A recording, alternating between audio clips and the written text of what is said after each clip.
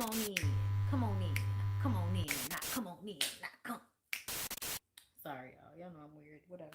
Hey everybody, what's up? It's your girl BondyBlue. So let's go ahead. Hey everybody, what's up? It's your girl BondyBlue. Okay, follow me on Instagram and let's get into the video. Right? Hi, everybody. What's going on, girl? Happy Friday. It's your girl BondyBlue, and I'm back for another BondyBlue show. Listen, do me a favor. Hype me up if you can. Share the video. You get 3 hypes a week, I believe. Okay, but like, hype me up. Share my video. Okay, hold up. Tell your people that you're fucking with me. Okay, tell your people, hey, Bondy's on live. You heard me. It's gonna be a good time. You heard me. If you're my vibe.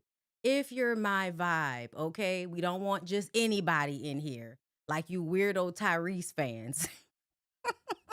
I'm just joking. I do want the weirdo Tyrese fans.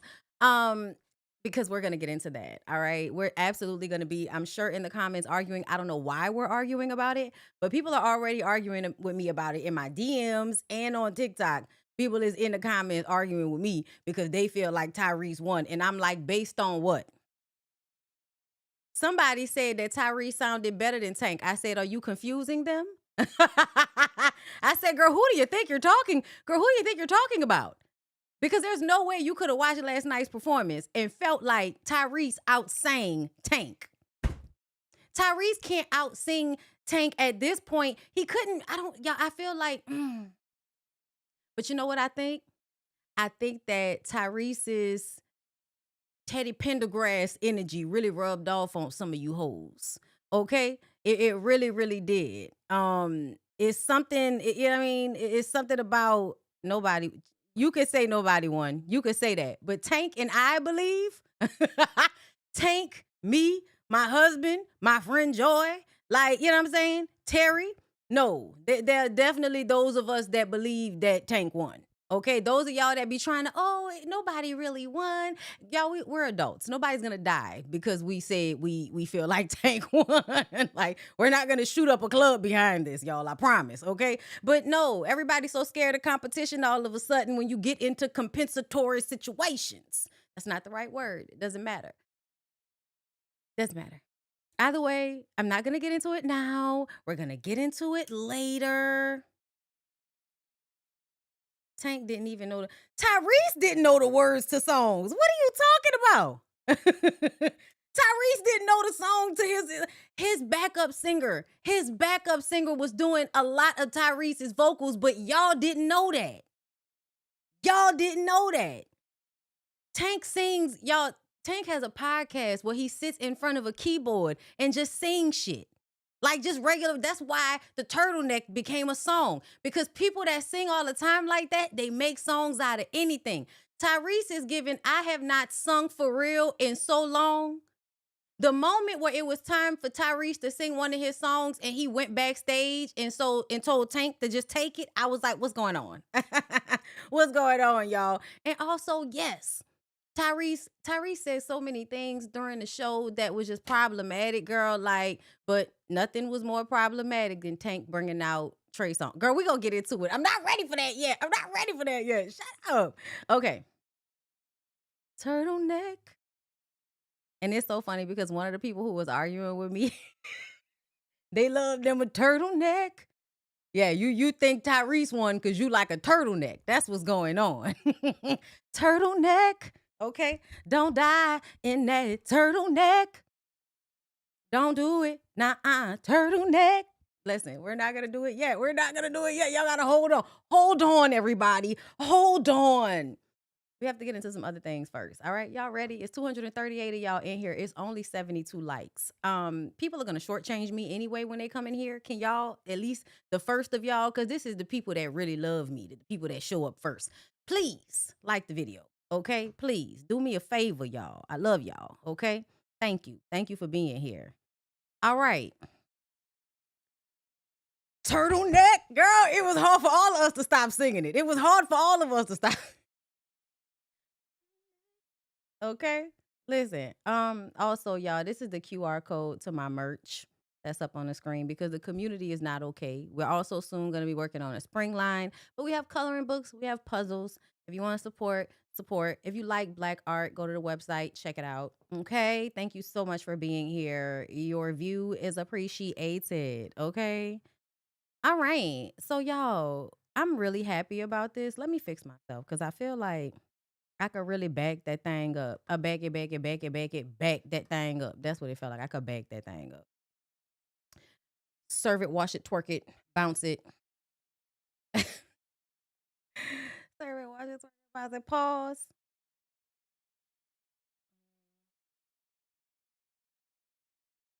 Give me the camera. Just give me the light. Okay, it's not. It's not gonna let me fix it right. Oh no, there it is. There it is. Girl, I was looking for it. Where was it? There it is. Oh, we're gonna zoom in a little. Ooh, ooh, ooh. I feel like I look cute. I feel like I look cute. Anyway, so the Miss Pat show was renewed for a 6th season, okay? Set to reach worldwide audience with major Paramount Plus move. Listen, I don't know if any of the shit that's going on right now is gonna work out for our good because it's way too much shit going on at one time. It's some major, changing around or some shit.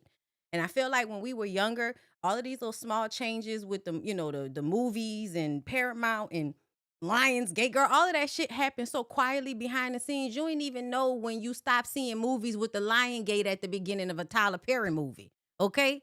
Like you forgot when, you stop seeing a wow and all of that at the bit. Like all these little things used to happen so subtly. Now y'all gotta tell us every time y'all doing something. And it stresses us the fuck out. It always feel like we got another thing to be worried about. Oh, look, it's another billionaire trying to ruin somebody's life. Oh, look. You know? But this is a good thing. I am very happy about this. The Miss Pat show is one of the best television shows in this era.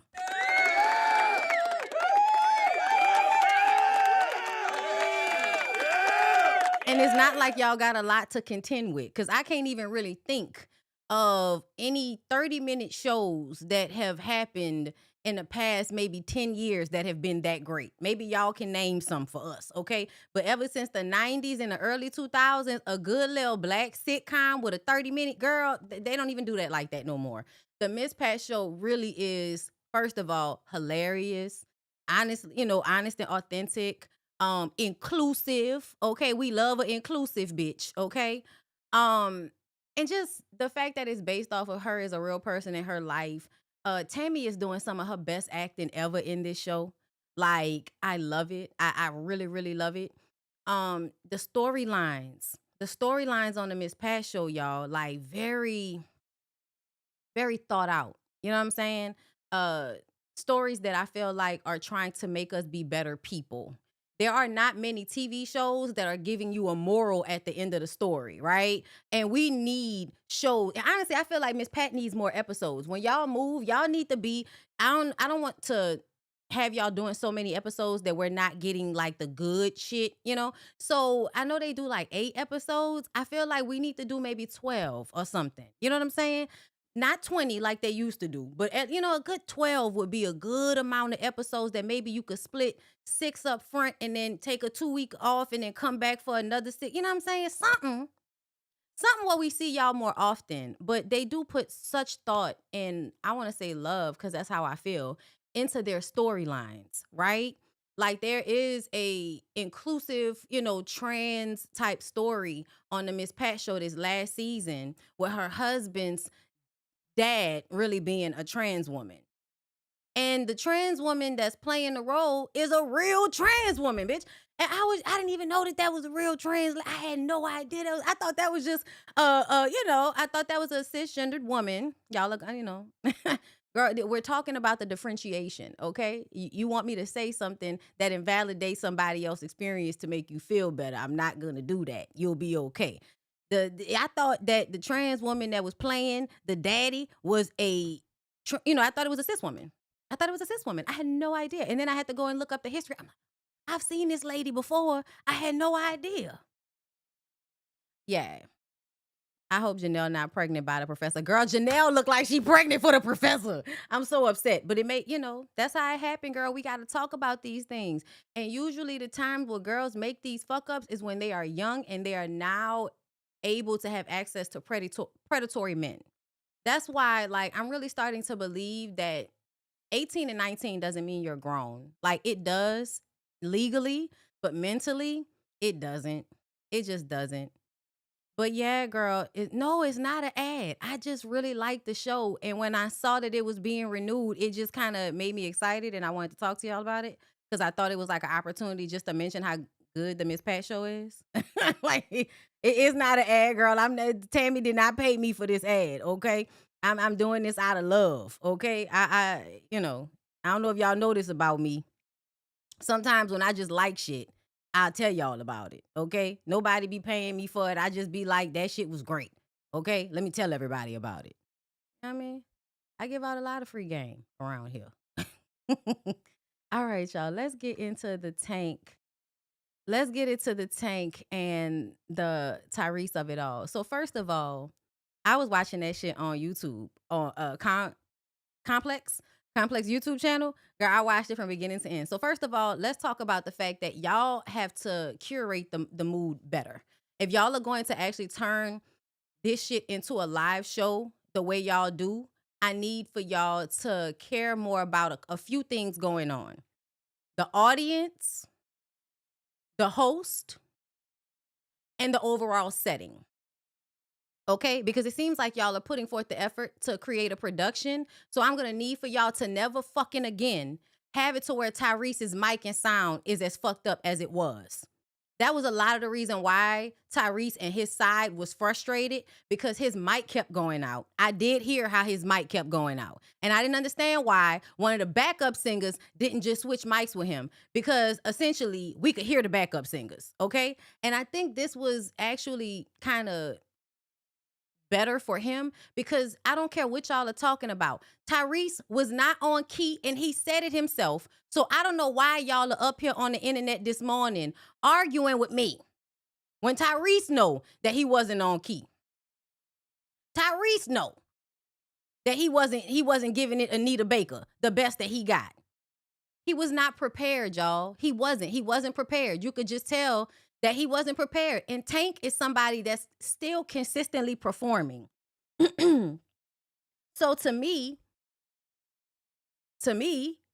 it made more sense as to why Tank won. Because Tank was more prepared. That's just what it is, baby. I'm so sorry. But that's just what it was, baby. I'm good. I'm on the shit right now. Okay, so first of all, before we actually get into the shit, I need for y'all to understand something. Because some of y'all don't know the backstory. Okay? So the backstory is that Tank and Tyrese go way back, like he said, 98. But back in the day, in the 2000s, they had a group, right? They did a song for the Best Man soundtrack, I believe, and decided that, they wanted to do something together after that. So they formed TGT. And it used to, back in the day, Levert was involved in it back in the day, but y'all know Eddie died. So Eddie Levert is no longer, So we had Genuine, Tank, and Tyrese. And they have a group. They even have an album that was actually really good. This is why I know what the fuck was going on with them, because I love them. Like as vocalists, as singers, I love them. Okay? All of them. So what happened was Tyrese wanted to get paid more than Genuine and Tank. Instead of doing the three-way split, Tyrese wants to get paid more because Tyrese is coming off of doing all of those Fast and Furious movies. So that's another reason why Tank kept clowning him, talking about Fast and Furious movies, because Tyrese is a asshole, y'all. Tyrese has a huge inflated sense of self, and when you don't validate his inflated sense of self, he gets highly offended. He is a Capricorn man. I want to remind y'all, Capricorn men, Scrappy, Ray J, Tyrese, Martell Holt. Those are Capricorn men. I don't make up the rules, girl. Sorry, not Eddie, Gerald. I knew I was saying it wrong. My bad, y'all. Sometimes I'm so used to just saying Levert But of course, it was Gerald, not Eddie, y'all. I'm sorry. I don't know why I did that, especially because Gerald looked like my actual cousin Gerald. They just, back in the day. Child, anyway, I love me some Gerald LaVergo. Baby, hold on to me. See, I'm a special kind. A man that is hard to find. Told you 1,000 times. Baby, hold on to me. Hold on. Yeah, I'm sorry. And I ain't lying. I want it. I want. Girl, I love it. Gerald Levert used to do some of the best fucking ad libs. Oh my God. Anyway, sorry. R.I.P. But yes. So Tyrese is always the problem, y'all. We never got another TGT project because Tyrese wants to be paid more than everybody else. So have that in your mind when we go through how the shit went down at the Verzuz. Okay? Let's just go through them. Tank pulled up. He was early. Man, it's gonna be fun. And it's gonna be a lot of fun, a lot of ass whooping. You know, you can do both at the same time. Look at him doing a warm-up.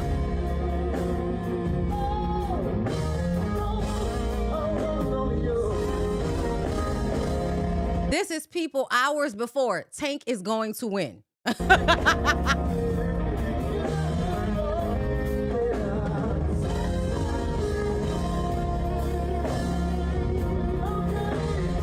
Okay, so this is in preparation. Hey, what's going on? This is Tank, and listen, I'm going to give you my dream date night playlist in preparation for Verzuz. Let me save this, and I will come back to that later. But do y'all see how Tank is more involved? Tank is also a Capricorn. That makes so much sense. Because I don't want y'all to be disillusioned. Tank is a complete and utter motherfucker, okay? Like, I don't really like Tank that much as a person because of how they handle women and how they deal with women, right? Remember when Tank played that pastor in that movie with LaToya Luckett? Remember that? I can't get that out my head as it pertains to Tank's personality. But when it comes to showmanship and style, Tank does not act like a Capricorn. Okay? Like, at least the other Capricorns in the group. Think about how Ray J half-assed, Scrappy half-assed his career. No disrespect, Scrappy, but you half-assed your career. You really could have did way more. But once you got on Love and Hip Hop, it was just like you got lazy. Yeah. So Scrappy, Ray J, Martell lived his entire life off of melody. Nigga pretended to do just enough. Do y'all see what I'm saying about these Capricorn niggas that like to just show up like they God's gift with no real preparation? Tank is giving there something in his moon sign that's making a difference. Tank is still here. It's in my contract. He's got to go. This is how this shit started. No one was here to interrupt your rehearsals. Because you were probably late. You know what? I'm gonna leave because I feel like I'm making them nervous. Watch you go. Tank. Hey, take all that shit off the stage. That's the only way it's gonna... Yo, I cannot stand these niggas. This is why I wanted to watch it so much, because I knew it was gonna be hilarious. Are just moments away from Ladies Night, Tank, Tyrese. Mentally, this is like we in the locker room before you going out to the court. How you feeling? I'm good. About to do some push-ups, a few sit-ups, maybe some curls. You know, just get the body popping. Yeah, you know, because this is for the ladies. They want to hear good song, lyric, melody, and they want to see well-kept men. Yes. Well-groomed. Yes. In shape. Yes. All of these things. I mean, I know that's what I am. Have you seen Tyrese that's yet what today? That's what I'm bringing. Or the first time you go see him is when you step out on that stage today? I'm not sure if Tyrese has worked out right since the year 2000. So, not sure what state his cardiovascular is in. Okay. But I'm praying for the best. And listen, singing on stage, song for song, y'all, that shit is so hard. It takes a lot of breath to sing on stage, moving back and forth. So if you are not in shape in that way, you're going to struggle. And that means if you struggling to get your breath, you're gonna struggle to hit your notes. For him. Lastly, as you know, for the people who are going to be watching this at home and the people, there's many a women inside the building.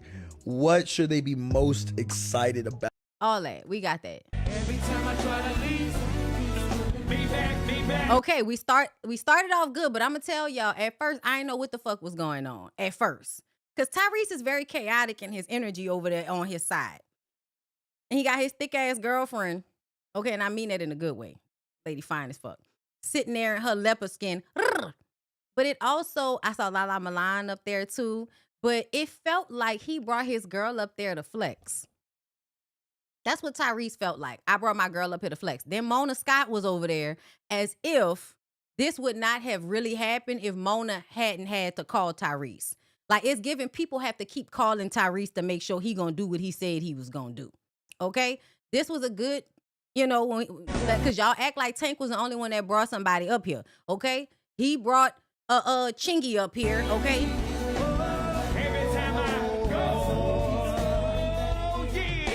I feel like we be forgetting that Lil Zane and Chingy are not the same person sometimes.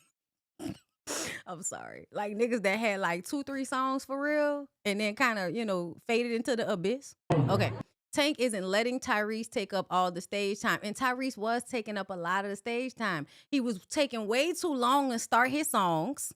For one, that was something that was happening. Like just, keep it right there. Like, nigga, this is not your concert. This is a versus. Sing the song. It's gonna get better. It's just gonna be a mid song. So it's fine. It's fine. No, that's Tank's hair. He just colors it. Because he should be great. I respect these people's time. I respect those things. I hate that y'all don't never be like, Eric Benet with it. Like, ugh. Them niggas that be letting that shit grow in, letting that old shit show, even though they face and their body still look young. Y'all gotta stop being anti-age. It's okay. It just didn't make the song. Also, I feel like Tyrese did more changing clothes than he actually did singing. Should we phone one more time? Yes, please.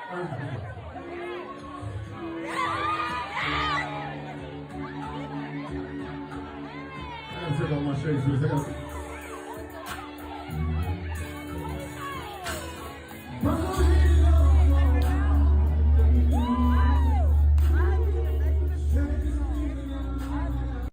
Okay. Let's continue on. Oh, that's my shit. I like that you don't play fair. Recipe for disaster. I'm just trying to take my time. Stroke is getting even faster. Yeah, I don't know what anybody was talking about. I don't be a Sammy. I don't be a girl. Sway the bell. You switch from the shiny. You switch from the shiny. Oh, you gotta sway the bell. This is why y'all was like, oh, Tank wasn't out singing. Sir, Tank was just singing regular words up there. Tank started just singing, period. Tyrese came out there, sang a little bit of his song, and then went backstage almost every single time. Tank was up there singing the words in between the performances. What are y'all talking about? You got on that turtleneck. You recycle that turtleneck. You scrape off that turtleneck. Every time you feel like a take off that turtleneck. You won't suffocate in this verse. Suffocate in this verse. Turtleneck. Suffocate in this verse. Turtleneck. Turtleneck. Turtleneck. Turtleneck. Turtleneck.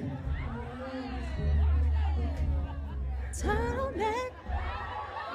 Okay, listen. The shit was hilarious. It was hilarious. Listen, we have to post it again. And then Jamie Foxx pulled up. See, Jamie Foxx, Tank and Tyrese tonight. What's your thoughts so far? Celebration of R&B, man. That's crazy. 2 Capricorns. You know them niggas is wild. He know. They almost making it like a hip hop battle. Listen, we scared. There's gonna be a lot of music, man. A lot of great times. And I've been knowing these dudes a couple of decades now, so can't wait to see it get popular. Right? Turtleneck.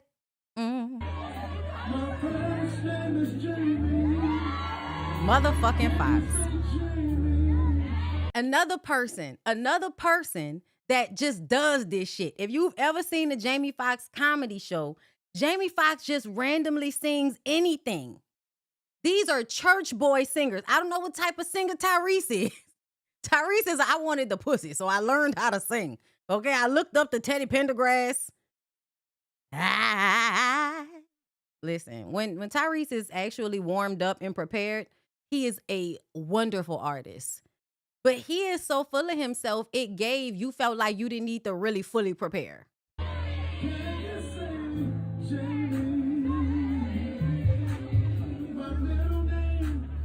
I said my middle name is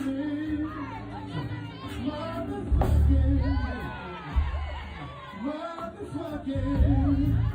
Nah, cause Jamie ain't sang in a minute. That's why. And then this nigga popped up. What's happening, y'all? Versus. Yes, My sir. big brothers, both of them all. First time I ever performed. We didn't need you. We didn't ask for you. They could have kept you. This was one of the best times that Tyrese performed last night when he sung Sweet Lady. Sweet love for our lifetime.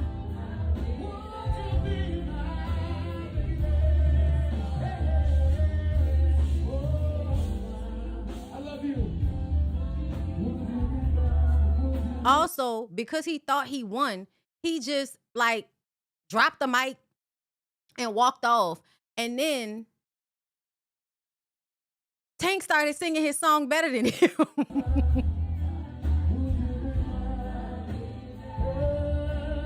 Let me see if I can find it. Cause I these clips is cool and all of that. But bitch, let me go. Let me go to Complex right quick. Okay? And see if I can pull up what had happened. I'm waiting. Oh. If they didn't take it down, child. Because they love putting it up there live and then taking it down. Like, what is wrong with y'all? Let's see. Yeah, I think Complex might have took their shit down. Like weirdos, but Man, because let's see. Somebody else got it on their page. Yeah, here we go.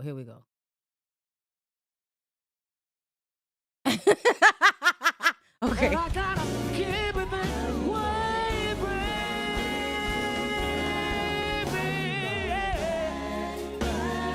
How you gonna act like that, baby? His last two songs, y'all, for real, was the best that he had sung.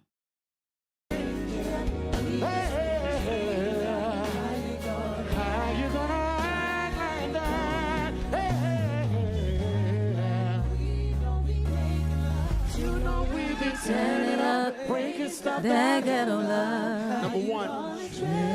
How could you forget? King Kong Gonna ain't got act nothing on me. Lame moment. Why was that happening? King Kong ain't got nothing on me. Nigga, what? Why? Terrible. I cringed. Ugh. Yuck. What was that? Shout out to Eric Dawkins. Tell valet to pull up my fucking car. I'm out of here. And I wish I could sing.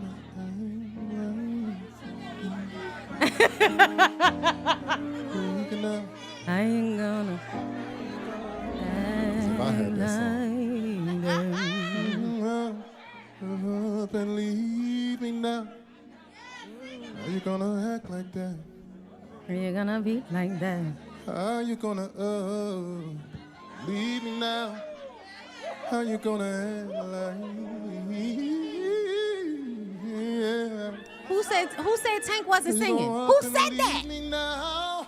How you gonna act like her? How you gonna up and leave me now? How you gonna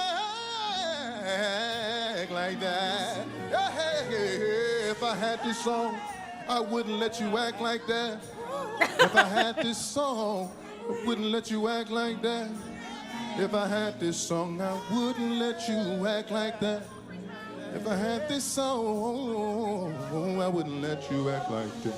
What are y'all talking about? I don't understand what anybody's talking about. I'm not hearing it. I want to break. Come here, Zion. Come here, Zoe. His voice don't need to be like Tyrese. This is about who actually can sing right now to their full capacity. Tank is an excellent singer. I don't know if you heard all the runs, but just because he's not screaming into his microphone, because Tyrese has a very raspy voice, but he couldn't even do that this time. We're coming to a close, but I just want to do something really cool. Come here, wife. Come here, see. And this right here was the Ultra Flex. She didn't leave me. She didn't act like that.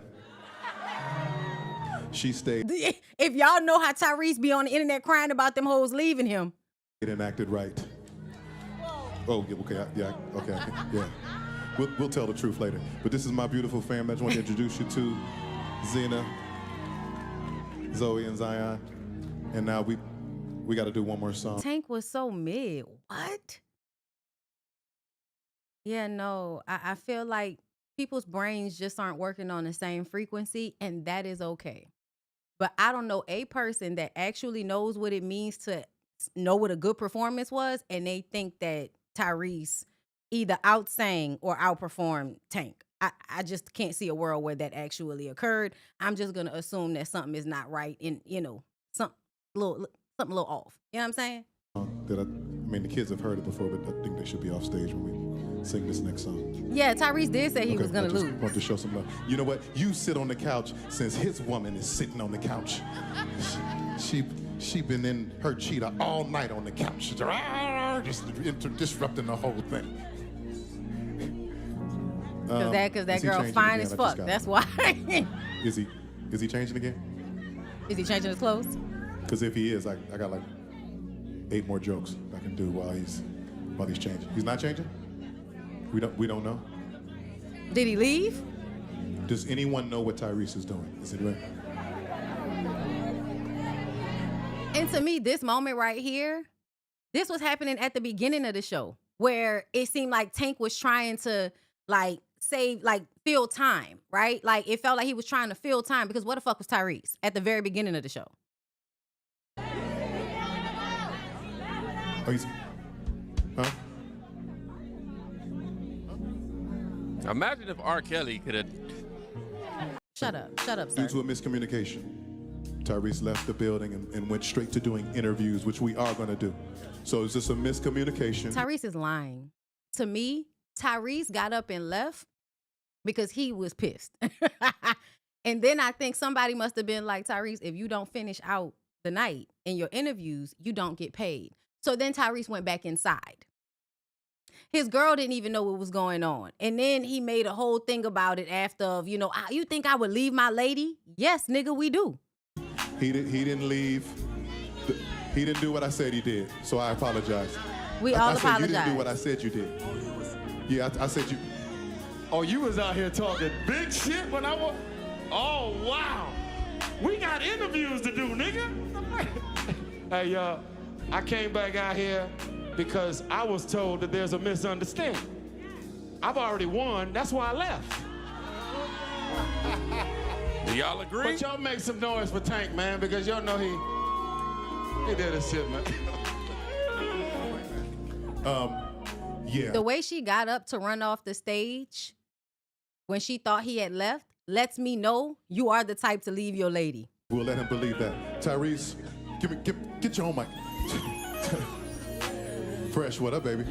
I want to say that. Hold on, on a serious note. You think I would leave my lady on stage, bro? It looked like you act like that. Okay. It look like you act like that. Oh my God. Let me say this. Break it Yeah, down. see, if you thought they was bickering too much, it's because y'all don't know the energy between these two niggas. This is why I wanted to watch it. Because I knew how it was Come on, going break it down to some be. more. I want you guys to I understand. also feel like y'all are playing on Tank's top with the vocals talking about he's mid because Tank has been singing the lyrics, like singing the backup to all of these niggas for years. Before y'all even knew who Tank was a backup singer for everybody, a producer for everybody. I don't understand.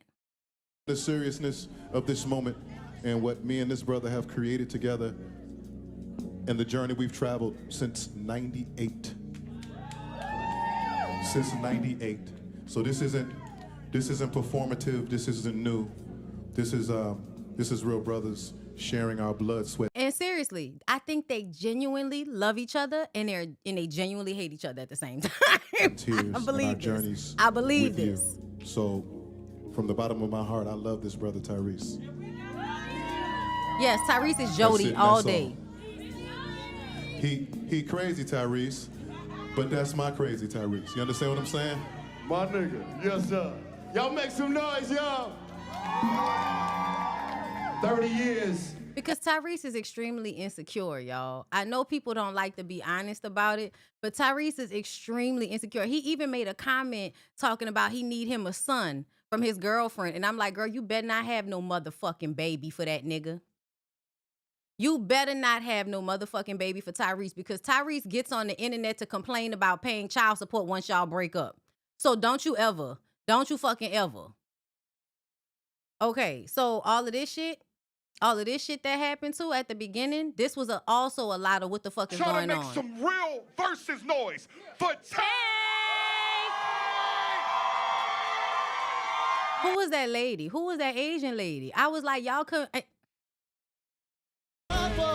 just because like vocally, like she said something at one point, and I was just like, this is not the crowd that she should have been emceeing for. It's not, you know what I'm saying? I don't know that lady. That lady could be, in the industry, know all of these niggas personally. But the way she sounded on the microphone, like her voice, the inflection of her voice, I was like, y'all couldn't find somebody with a more mellow moods ass voice for this? That's why I said curating with the experience that they're trying to have. For the ladies. So are you ready? Tyrese! I mean, I feel like I won that. I feel like I won. It's a matchup. Tonight, it's all about. Well, if you in the chat, I need you. See what I'm saying? Like, it was something about, let's say both of them, not just her, both of them. Because to me, I just felt like they needed somebody that was going to, come out there and give it the vocal. The Asian lady was horrible. Okay. It wasn't just me. Okay. It felt like whoever you was supposed to be doing this for, this is not your crowd. That's what it felt like. It felt like this is not your crowd. Other moments that I really enjoyed, let me see if I can find when LaToya Luckett came out. When first of all, I don't know what's going on in LaToya Luckett life, but LaToya Luckett was singing that song like she meant that shit. Like currently, like right now, she meant that shit. Hold up. Let me see. I want to let you know that I love you. Because I don't really. Yeah, that's what I'm saying. Tank was on stage for a long time before Tyrese came out. Oh, that was hard. And then when he did the Come Over, Tyrese was like, we don't even know that song. Nigga, what? I may not have known that very first song, but listen, y'all not about to play on Come Over. That was my shit. Okay, I remember in high school, I used to be singing that shit all the time to this one bitch. Anyway, people used to like me to sing for him back in the day. Moments that I wish had not happened. Hold up. This right here, they could have kept this.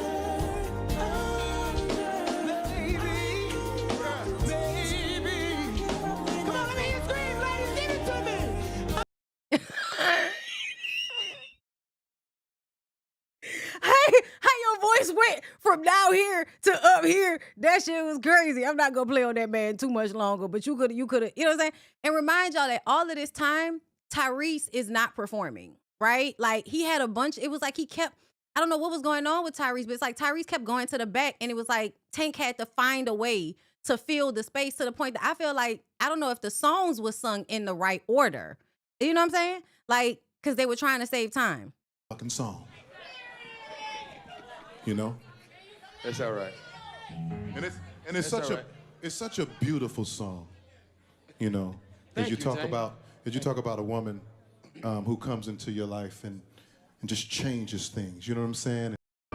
This, y'all, when LaToya Lucker came out, bitch, I was enjoying and both crying, laughing at the same time. Because her energy was very nigga. I love you. I'm Nigga. glad to be here. Should he be regretting this? He should. Let's go. Sorry, Ty. Yeah, I'm sorry. I love you. You all right? I love you. Drop my shit. Hey, y'all. That wasn't Jay Valentine, though. That was Jay Valentine's brother. Sing my shit. You gotta watch it while I'm live, bitch. I'm gonna have to take it out later. I gave you swag and a duffel bag. You left the best you had. How you gonna act like that? 'Cause I got you right. I changed your life. Suicide doors, I co-sign. Talk to him, Toya. Gucci rag. Gucci rag. Louis travel bags. You lost the best you had. Baby, don't look so bad. Why? 'Cause you must regret the day that you left me. Sing my shit. Sing my shit. Regret the day that you left me. Still trying to get back. Still trying to get back with me. Still trying to get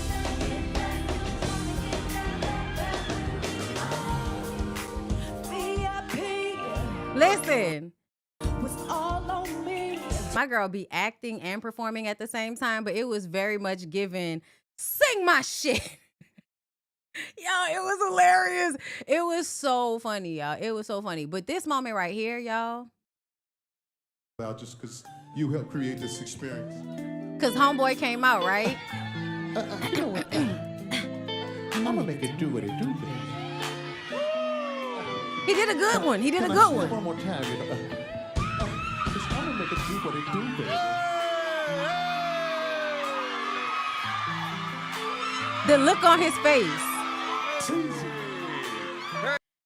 I don't know if they was acting or not, because these niggas are good actors, both of them, okay? But it felt like he was genuinely shocked that he was there, and I was in my living room losing it. You know you can't do this by yourself. Come on, Eric. Now, baby, I just wanna take your freaking clothes off. Kiss your Yo, body stop it, while stop I it, stop take it. your freaking clothes off. Leave them like, what? I'll take your clothes Jay. off. Listen. Ooh, baby, that's my mind calling your name. Can I kiss you on your lips? See, and that's another thing. These niggas have bits that they do, okay? Jamie, that is not Jamie's clone. That is Jamie. Ain't nobody faking them vocals, okay? That's your body doing the same. Let's go. So act right. Go show me. Back it up. Put it on me. Act right. Go show me. Back it up. Now put it on me. What you wanna do? You wanna get high? You wanna get fired up?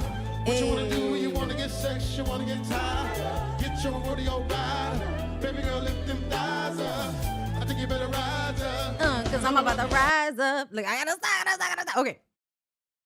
Cause we're gonna have to cut out the audio later, y'all. So if this disappears, okay, just know I had to edit out the audio. But we had to have a good time while we was here.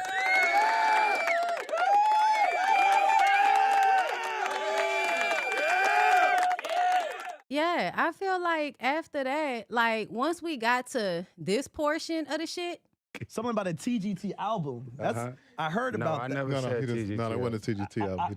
Can you clarify that closing statement? No, it wasn't a TGT album. This is we. Right.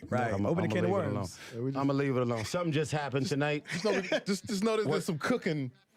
What I want Something y'all to in the know is that something just happened, Right. and that the world is on the receiving end of something that me and this brother right here have been in the basement.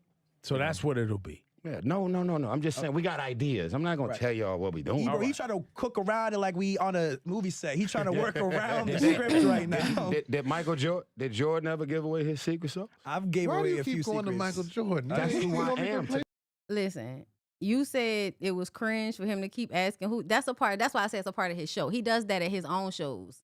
Y'all seen him do that shit when he kissed your girl Fantasia on stage. Shall I never forget that shit? My God, on today. But yeah, and you should have seen them women in the audience. Them women in the them women in the audience was flicking tongues and all kind of shit at Jamie. Listen, Jamie is one of them people that honestly, I'm gonna let y'all have it with Jamie. I love Jamie Foxx. So it's like, I'm gonna let y'all have it with Jamie. Y'all hoes could spaz because it was some old hoes, y'all. It was some old hoes on that first row. It was some old hoes on that first row. And you could tell it's like, yeah, nigga, I'm here in a regular t-shirt, bitch, but I love you. Okay, give me all of that. It was good. I'ma just say something is wrong with Tyrese. Tank was trolling him the entire time. Tyrese seemed like he keeps teetering between trying to keep his cool and not being able to keep his cool. And I also felt like when he got home later, he was gonna be upset about that turtleneck situation. But it was amazing. I just want to say that I had a good time. I hope you guys had a good time. I know y'all are always giving Versus shit about how they need to stop or they need to go back. Child, keep doing whatever the fuck y'all doing. Y'all could have made sure that the sound and the audio was better though. That's the only thing we would ask of y'all moving forward. But I had a great time. I had a great time, girl. Do what it do tonight. When Tank did the When You Fucking With Me, when he did that one and then went right into the other song right after, y'all, I hate when I space like that. I was just singing the fucking song. But he went right into the that other song that they got that he redid with Trey Songz, and I love it when you rather before a disaster. But that mix that he did from When You Fucking With Me to I was just like, yeah, son, that is definitely going on the next fucking playlist in this house. Okay, listen. Okay, Alexa, play Tank. Listen, what? Yeah, next time. Okay, we got a couple more days. In the meantime, in between time, let's move on. Are y'all gonna buy a ticket? Are y'all gonna buy a ticket?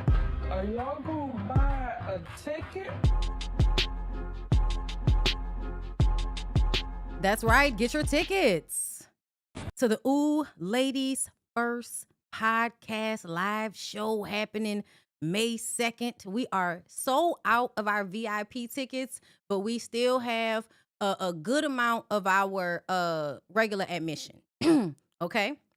So if y'all still trying to come, please go ahead to the link in the description box. I think it should be in the description box, girl. If it's not, I'm about to put it in there.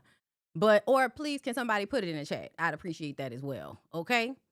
Matter of fact, let me do what it do tonight. Do what it do tonight. I hate that, y'all. Ignore that. I hate that it didn't do it right. I said copy the goddamn link. What you want to do? Want to get fired up? Rodeo ride up. Baby, gonna lift them thighs up. Rise up. Because I'm about to ride up. Yeah, no, it's in there. Get your tickets. It's in there. It's in there. I had to make sure. Okay, y'all. But yeah, you know what I'm saying? Look, let's run it back one more time. Just because I thought it was hilarious. All right?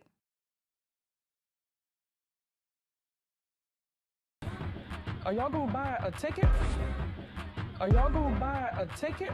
Are y'all gonna buy a ticket?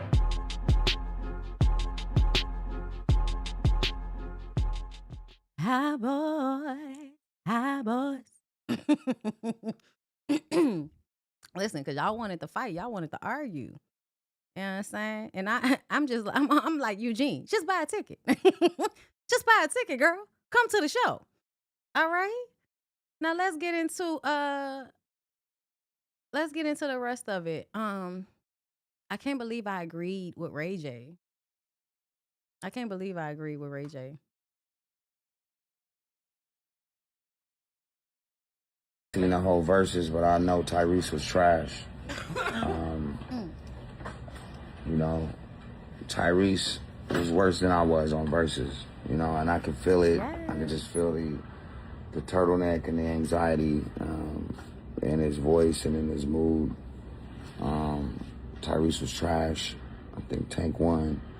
And that's before I even finished watching it, but I can feel the anxiety and the insecurity in Tyrese's voice and his look and his mannerism.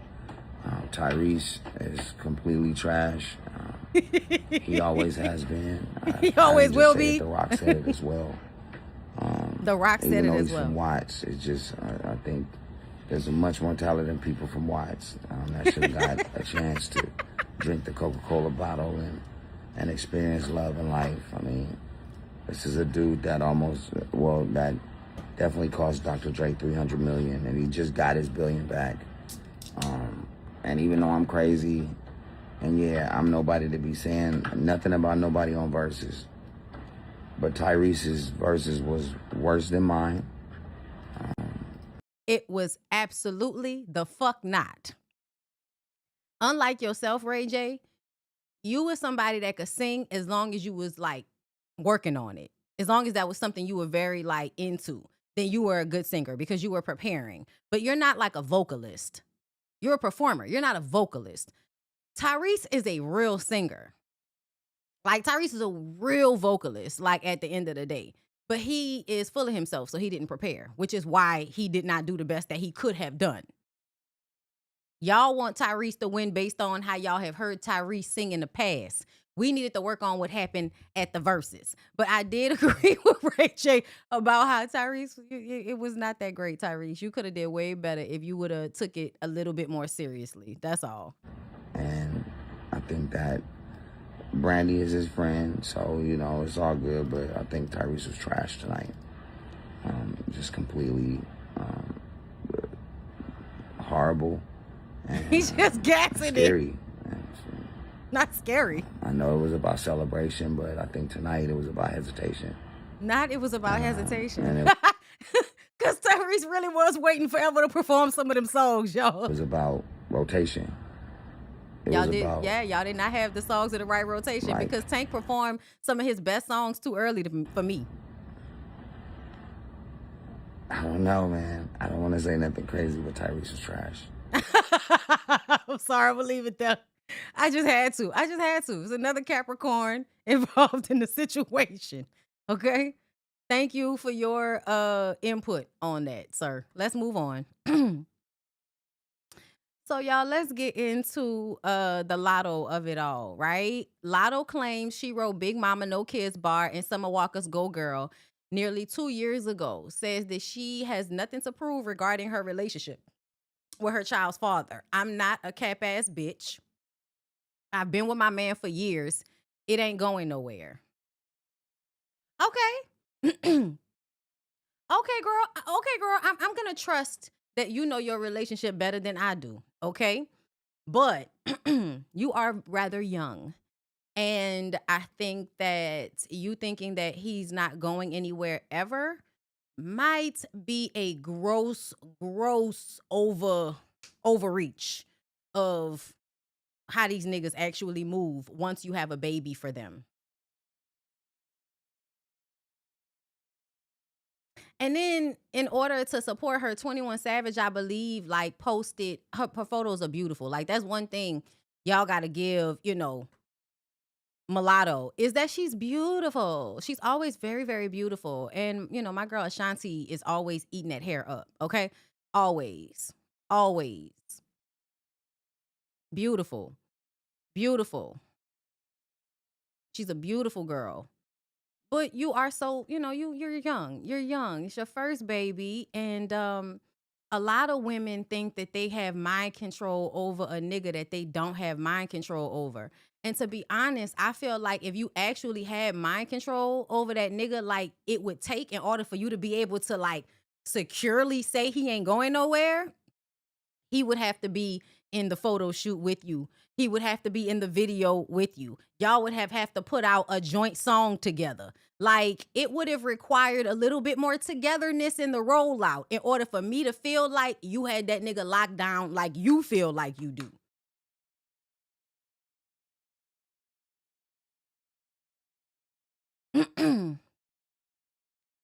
So, yeah, we who didn't know that 21 Savage is the daddy? Somebody in the comments didn't know.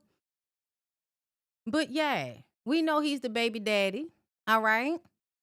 Big mama, not the little one. This is what he reposted on his page. This is literally, if I could be wrong, this is the most we've seen him do ever since she announced the pregnancy and the rollout. This was the least he could do. Big mama, not the little one. Stab, stab, stab. And listen, I know the little cross thing is his thing. I know it's a sword, it's a cross. Stab, stab, stab. Okay, you stabbed the pussy up. She pregnant. Congratulations. I didn't want to believe that he was actually legally married, but y'all pulled it up. People on the internet pulled it up. They said the man is still legally married to that other lady, but the other lady was liking Latto's pictures. So, you know what I'm saying? Like, I understand. Like, you know, I just understand how, and then y'all, okay, so here's another thing about the Latto thing that I didn't talk about because, again, I told y'all I don't listen to her music, right? Like, she cool and everything, but I don't listen to her music like that. She's just not one of my faves, right? But beautiful, makes good songs from time to time that it's, you know, it's a bop. You hear it, you like, oh, all right, you know? But apparently she made a whole bunch of music about not being a baby mama ass bitch, about spending that $500 before she let a nigga trap her. And so I guess people were calling her a hypocrite because it's like you spent a large part of your career talking as if you were better than every other woman because you weren't a baby mama, and now you're a baby mama because that man is married to somebody else.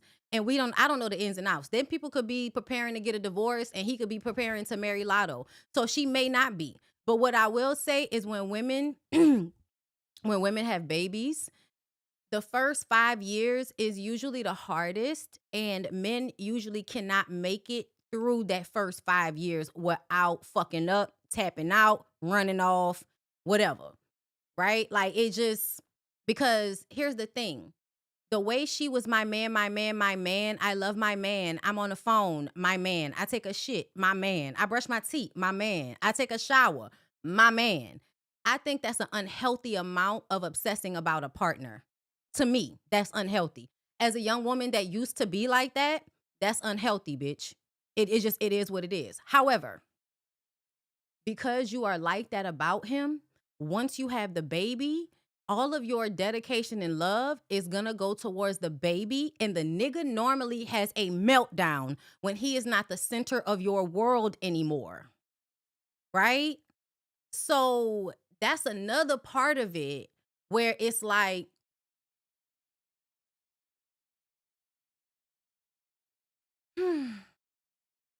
we just can see it, right? You know what I mean? A lot of the times you can just see where shit is gonna go.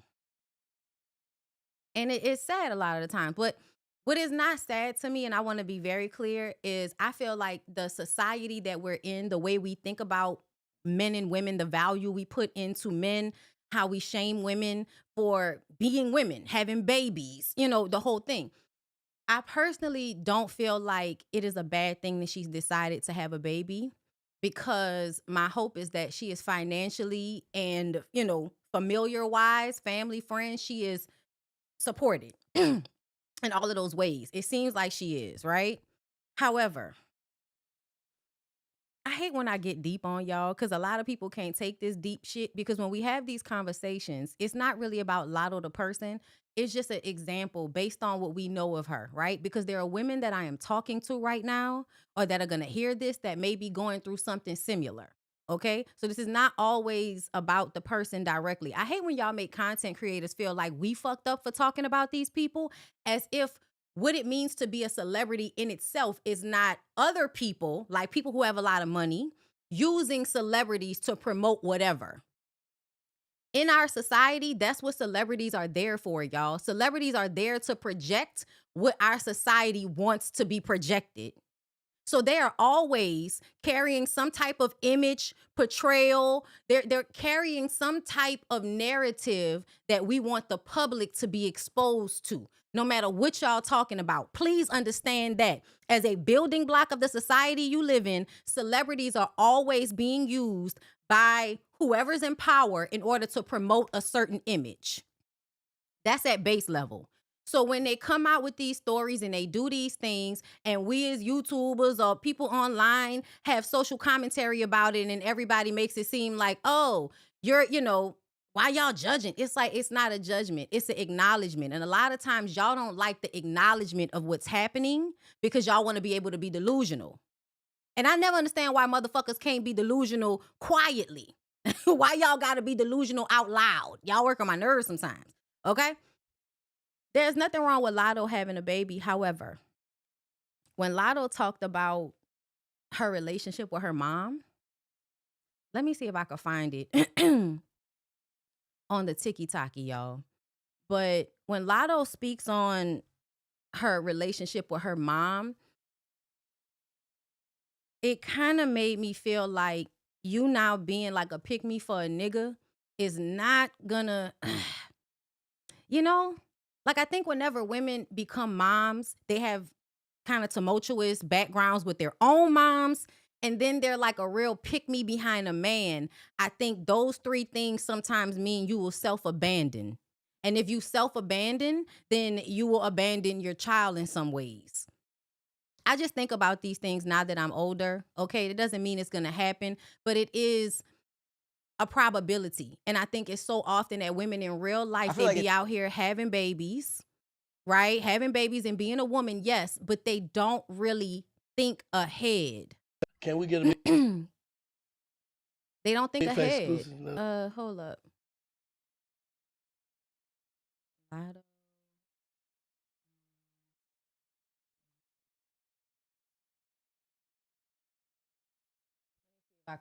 So I'm assuming you told dad before mom, yo, I'm rapping. Yeah, I told my daddy first. My mama, she not into music. My mama is a Caucasian woman. She don't know much about Oh, rap. I love how you handled that whole Latto thing too. You did. They be trying you. They do.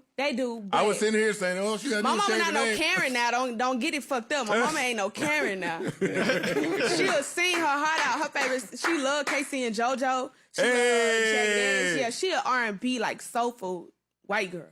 Okay. Yeah. I ain't say nothing. She ain't no Karen. No, I ain't talking about you. I'm talking about social media. They be like, you was raised by a white woman, bitch, you did not Karen. Yo, I though. hate that they have to deal with this Yeah. show.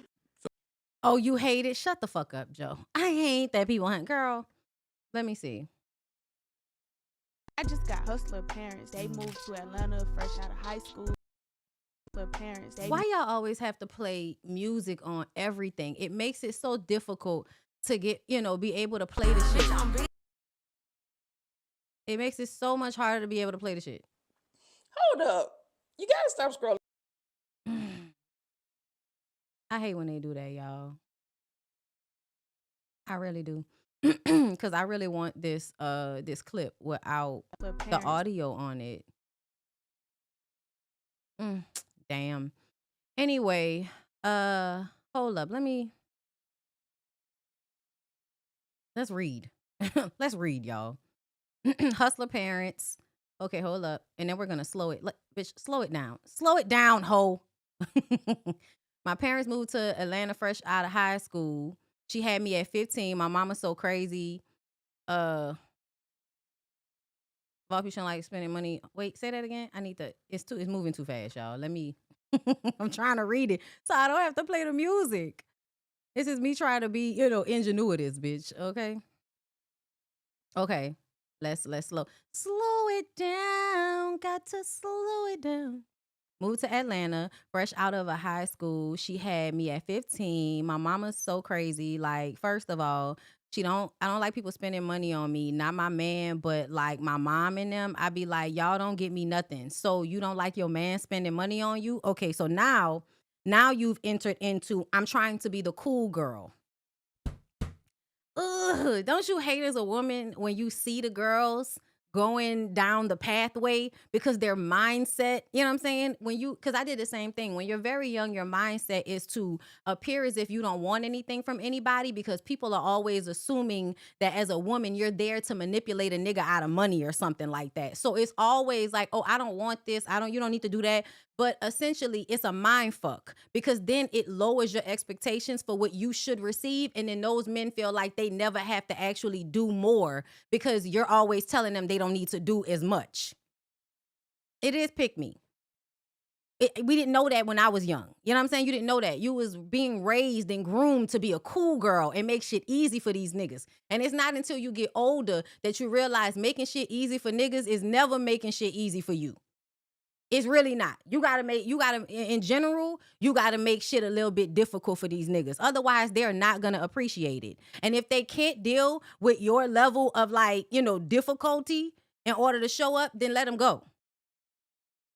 I'm just saying, I know y'all gotta stop y'all gotta stop fucking these niggas and then liking them before you really figure out the type of people that they are. Cause that's what happened. Y'all kiss, y'all fuck. Now all of a sudden you're trying to explain away the red flags you seeing because you want the connection because it feels good.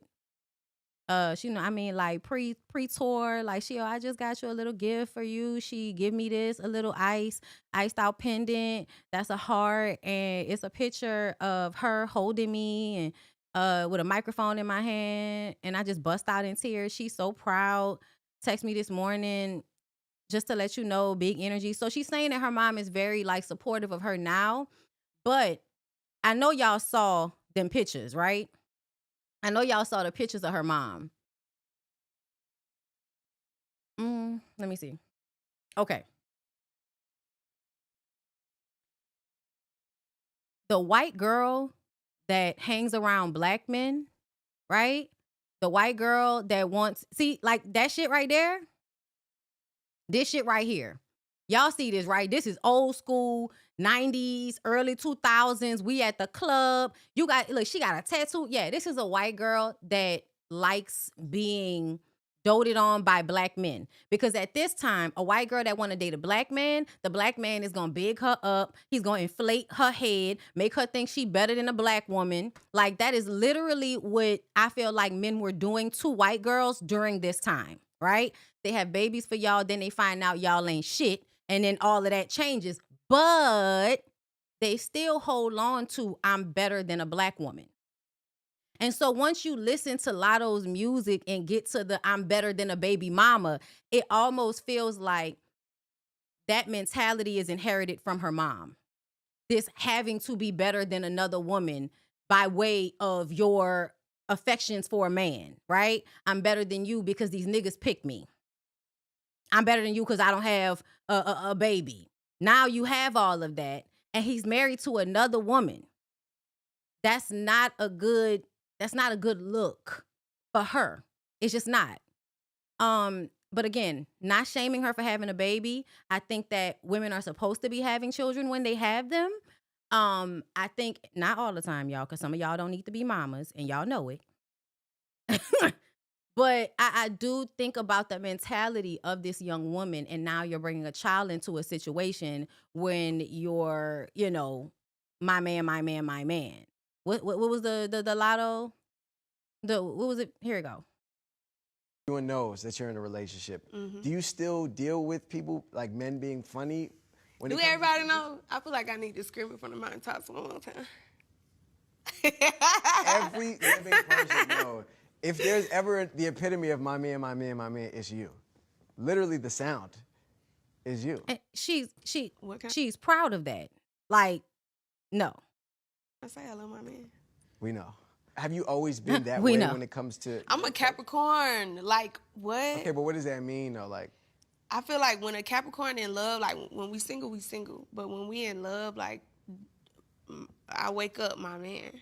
I take a shit, my man. I make. It's also called anxious attachment. Y'all are more susceptible to it, Capricorn women, apparently.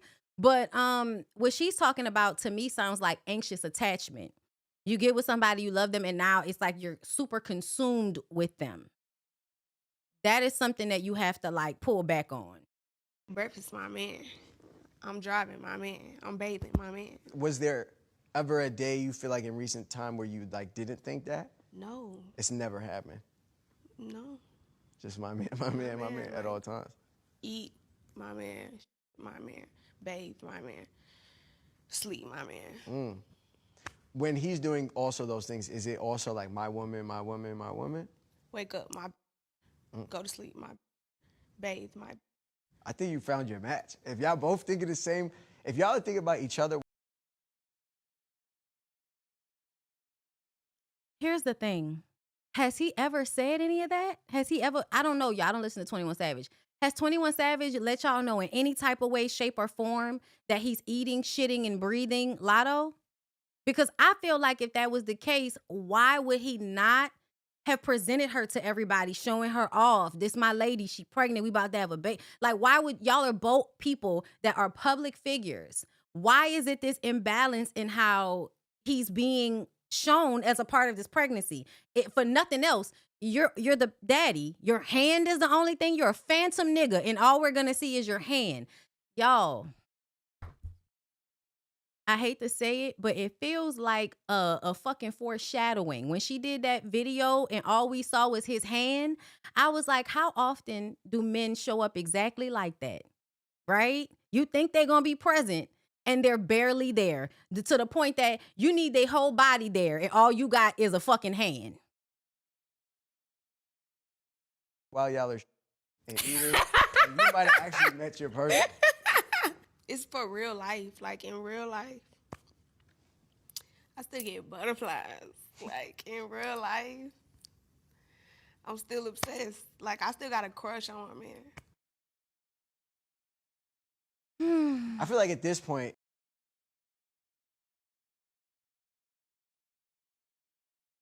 I'm happy for her that she is in like a good space. I'm glad that in this moment she feels loved by him. I think that's very important for a woman to feel loved and supported through her pregnancy. I just feel like what it seems like we see so often is women like being just completely head gone about a man who always shows signs of red flags. And then one day when he finally shows you who he actually is and starts treating you like shit, then it's going to eat away at your self-esteem and who you are as a person.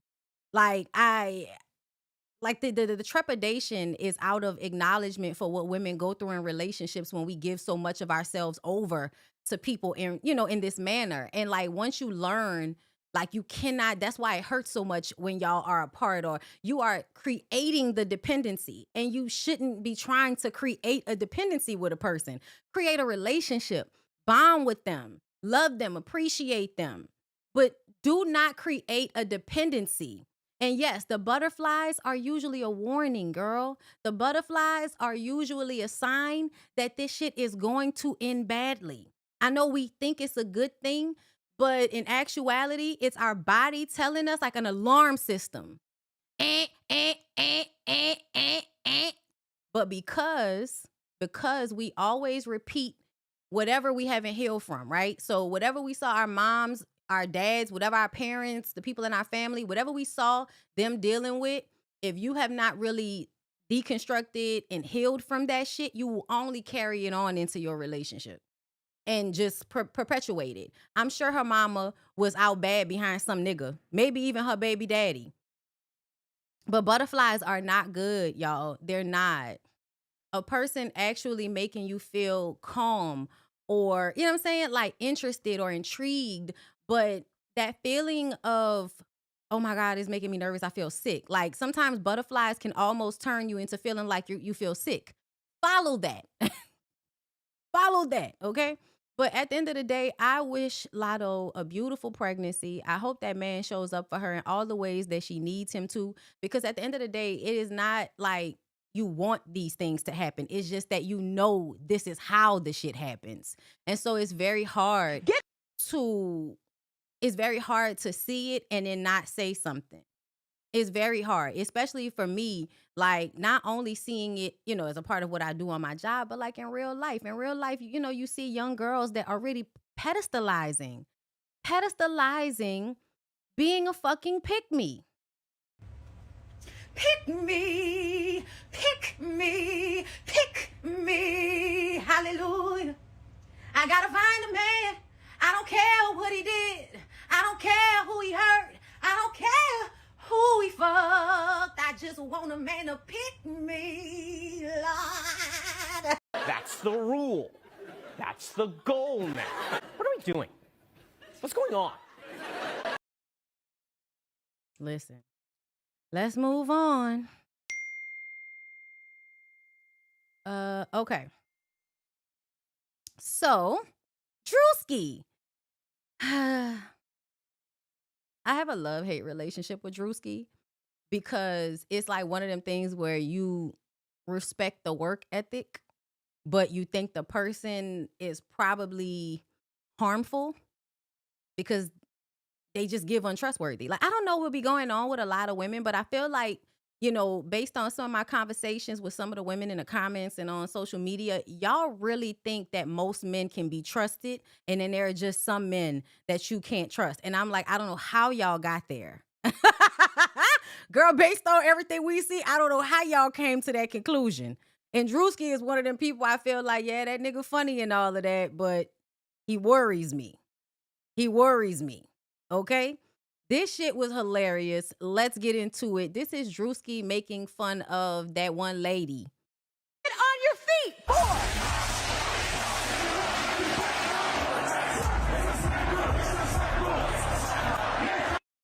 Listen. Why are you jumping up and down like that? Oh my God. Raging in Iran. We're praying for all the soldiers and troops. That's great that you're praying, but How about all the kids that died when the USA hit the towers?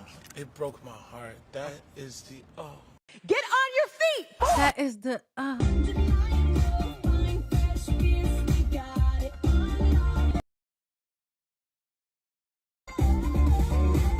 In what ways have you grown closer to Jesus? I serve a righteous God.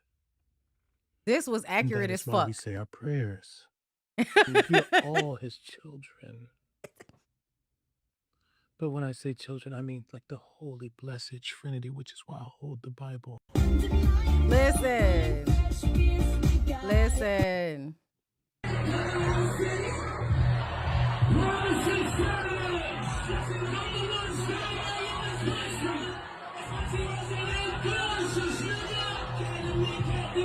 Yo. Why he spun like that? Oh, shit. Chai ice matcha. And Bella will have all organic puck cup. Organic. Yes, everything Puck cup. organic.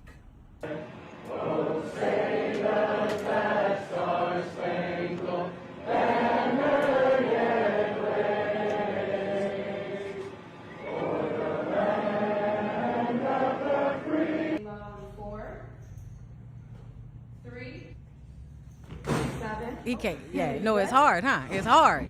It's hard, yeah. 3, 2. Hold your chest lifted. We're gonna We have to protect all men in America, especially all white men in America. Those are the boys that we care about in this country. America is built on their backs.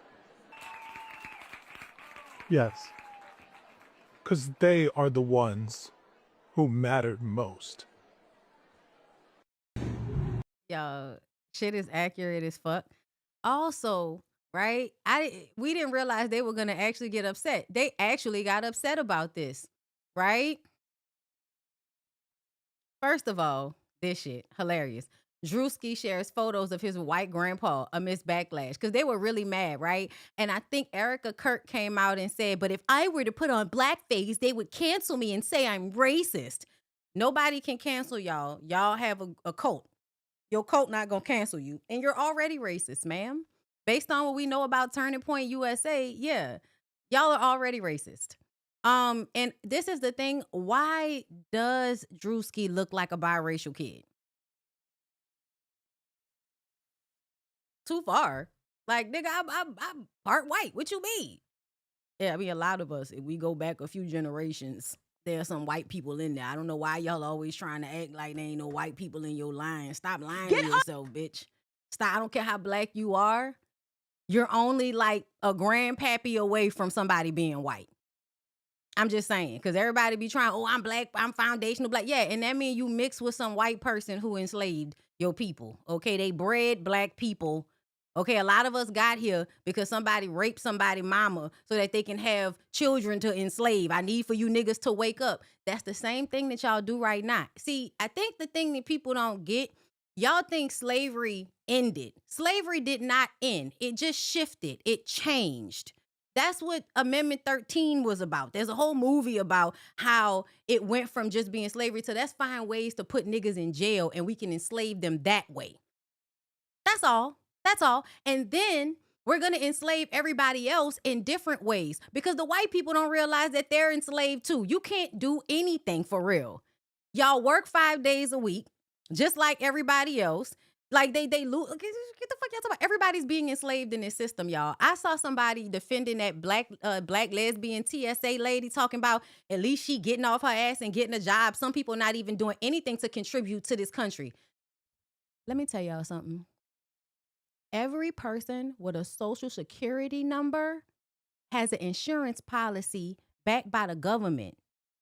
So please understand, you don't have to do a motherfucking thing to be valuable or to be worth some money in this system. A nigga don't have to work a job. Most times, the niggas that don't work jobs have already been in jail. So they've already did enslavement. The fuck is y'all talking about? Y'all really don't be knowing what the fuck y'all be talking about. That be annoying me.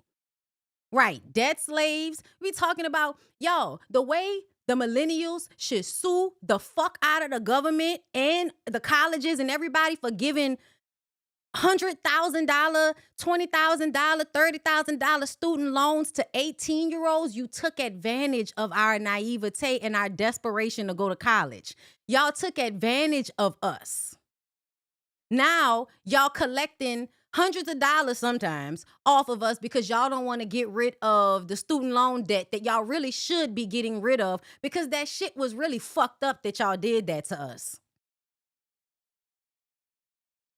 A lot of people, black people specifically, because we've had such a hard time, we don't even see how you don't have to, girl, we don't even see how much shit is actually fucked up. Like, you don't see how much shit fucked up if your barometer for fucked up shit is all the way down here. Y'all think third world countries are the bottom and all of that. But no, actually, you being in a maze that you don't know you're in is the worst thing in the world. You being in a system that's taking advantage of you and exploiting you, you're in a fucking, you're in a, what them rat things? We're in, America's whole system is that. We put you in debt, and then we make you work until you die, and you never really pay off the debt, but when you die, you basically, money gets put into the federal government's bank every time one of its citizens dies because they have insurance, they have insurance on all of the citizens. That's what you need your Social Security for. It's also so that they can use us as people to back money to back their debt. That's another thing I need for y'all to understand. Us just being in this country and being from here, that's why I have changed my mind to being socialist, because I recognize how y'all put people at the bottom of a fucking system and then put all of these things in place to make it hard for them to live a peaceful life. And then turn around and tell them that they're not doing enough for this fucking country. Are you crazy? Every time we buy something and spend an obscene amount of money on taxes, y'all, we don't own our own homes for real because we always got to pay property taxes. Then you got to pay taxes on the money you make. Do you know how crazy it is for you to pay me and then tax me off the money I make? When you tax me on where I live, you tax me on what I buy. And you're also taxing me on the money I'm making from you? Y'all, traveling is your best friend. Sometimes traveling is your best friend because you get to go to other places and see how they have finagled shit in America so fucked up that you actually think you have to work for things that you don't have to work for. The fuck is going talking, girl, don't get my shoulders up about this shit. But if you're working for ICE, which is a job you did not need to go and get, a job y'all probably found on Craigslist, every single one of you people should be ashamed of yourselves. The white people, the Latina people, the Asian people, the black, especially the black people, y'all should be extremely ashamed of yourselves because we're the only people that they actually formed the police force to chase us down so that they could put us back in slavery. They are arresting children. That's unconstitutional. They are arresting people and throwing them into detention camps, separating people from their children. And then, from what I understand, raping people. And girl, and y'all sitting up here talking about that's what we need in this country? No, it's not. No, it's not. Waka Flocka, shut the fuck up. Won't you eat a dick and shut the fuck up on top of that check that you gonna eat? Because we know that all y'all niggas that get up here, and that's why I said celebrities are always being used to promote something because Waka Flocka, Nicki Minaj, and a few other ones, every time they get online talking about Trump and bigging him up like we not seeing everything fall apart around us, they're being paid to say that dumb shit. Not even realizing, and honestly, I was about to say that the dollar might eventually, lose a lot of value because we're insolvent right now. Sorry, I'm going on a tangent. But it annoyed me that Ted Cruz even had the motherfucking time to come to the internet about Druski. Nigga, y'all need to be figuring out what that nigga doing and why we insolvent, but he got $3 billion extra dollars. Ted is a punk ass bitch anyway, right? Like, you let that man call you all types of names and then you kissing his ass. Like, why? What he got on you? Anybody that's kissing Trump's ass, I feel like he has something on y'all. And so now I'm questioning what you might have done that you feel that you need to hide this badly. Huh, Waka? What did you do? Beneath contempt. Nigga, please. Please. How you in hell having contempt for somebody, Ted Cruz? Shut the fuck up.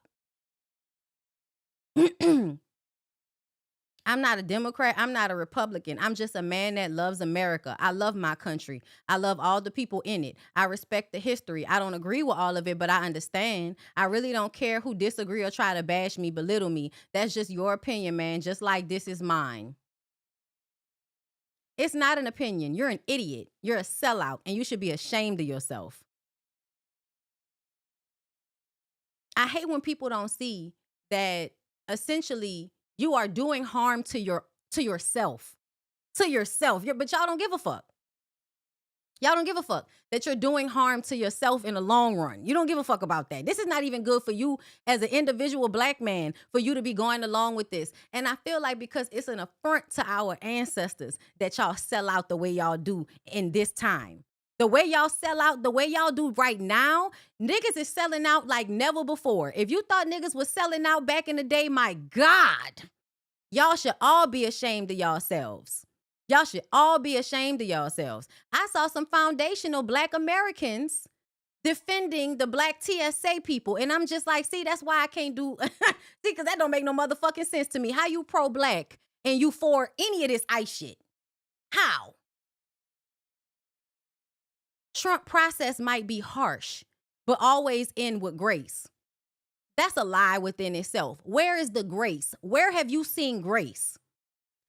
Do you know the definition of grace in order for you to use it in this instance? It's just the preposterous shit that they say, the rage baity ass shit that they say.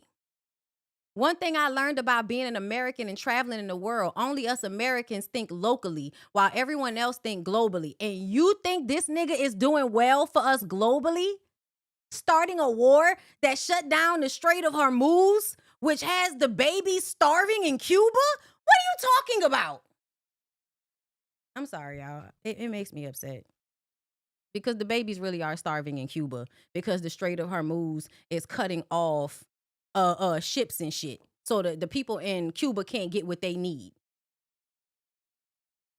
I'm not even gonna finish reading the rest of this. Waka Flocka, you're a sellout. You should be ashamed of yourself. You're a fucking idiot. And anytime you get on the internet talking about politics, I wish you would just swallow a dick and get off the internet. Have your beliefs without talking to us about them, especially while everybody is going through all of this bullshit with these niggas in TSA. You gonna bring ICE there instead of paying TSA because you want it to be privatized. Why do you want it to be privatized? So that y'all can snatch people up off the street and traffic them? I should have rolled another joint.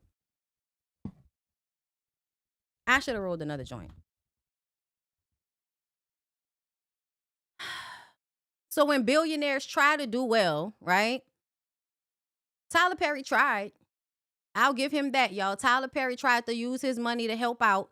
He tried to go and pay some people down to the TSA, and they turned him around and told him no. Because it was never about not being able to afford TSA. It was about Project 2025 and privatizing all of the different things that our government actually is in charge of, because once it's privatized, then they can do whatever the fuck they want to do. They can charge you whatever they want to charge you. They can inflate shit. They can disappear people, all type of shit, because the checks and balances is not with the people. It's not with the country. It's with a privatized company. I don't think that's a good thing to turn TSA into a privatized company. No, I don't think so. And so that's what the goal was. That's the reason why they didn't take Tyler Perry's money. And I'm also trying to understand, so Tyler Perry, well, all of the people you know, the best you could do is showing up to the airport in person, making a spectacle, letting everybody know what you intended to do.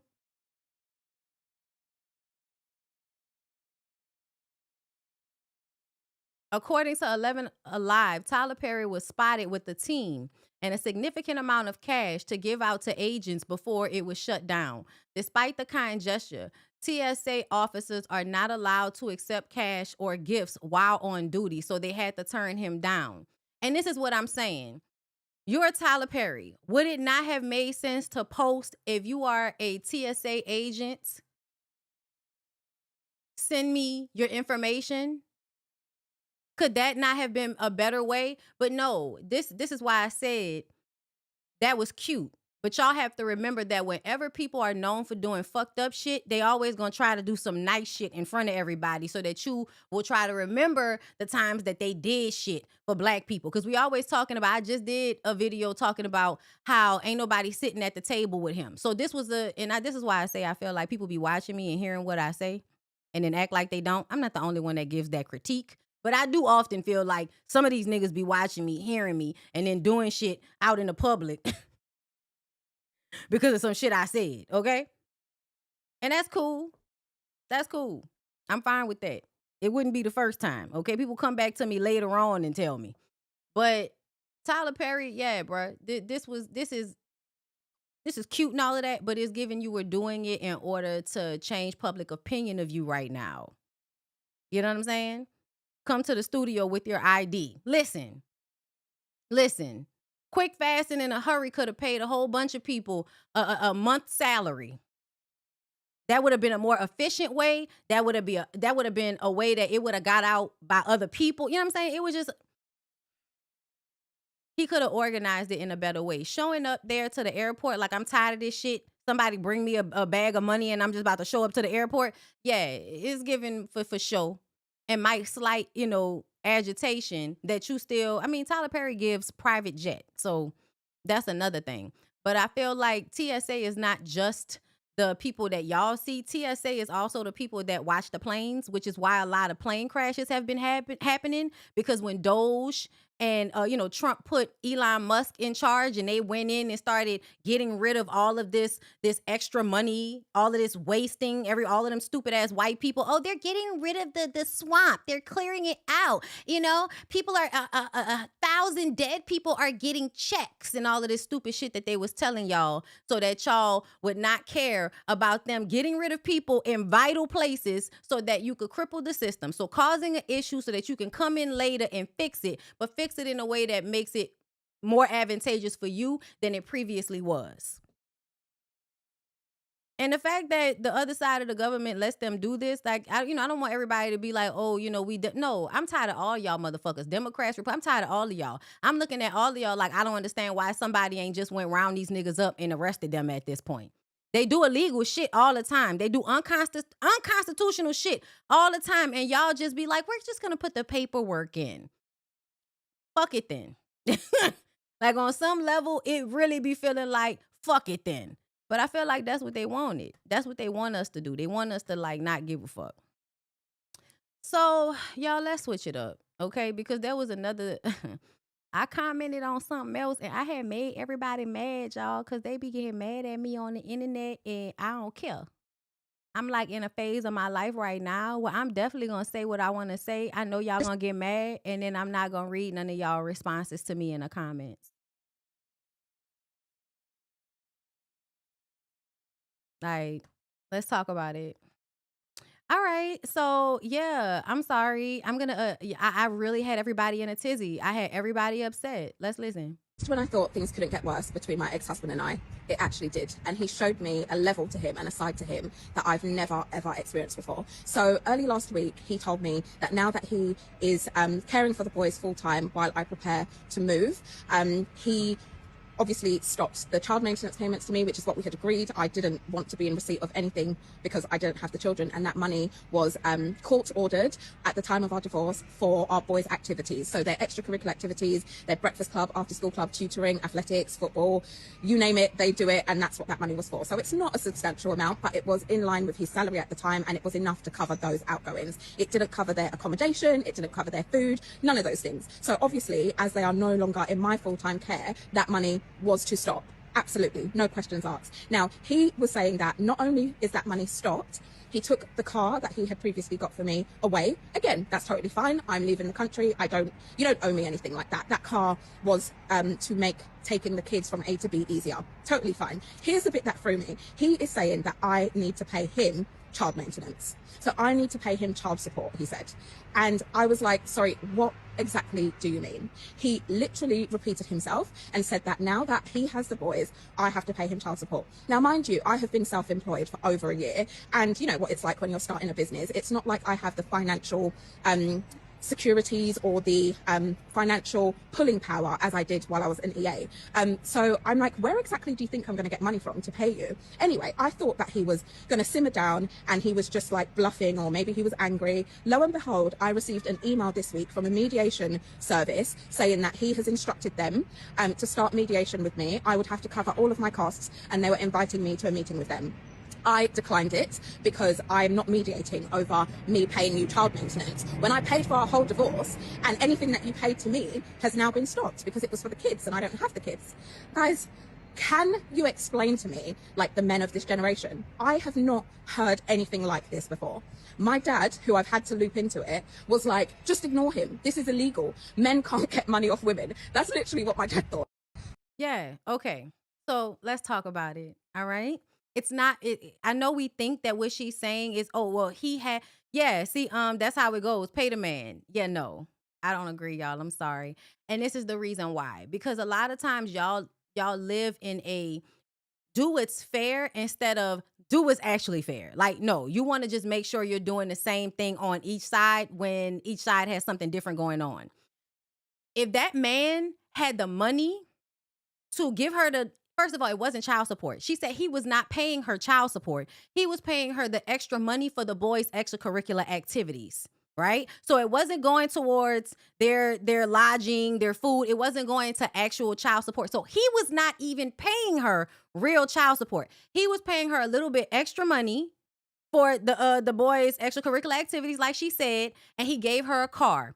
He took the car back. Now he has custody of the kids. She's moving somewhere else. So in the process of her moving and also having a new business, if you actually cared about that lady, you would give her a minute to get herself together. Because to me, I feel like if you had the money to give her a car, it's giving you make more money than her.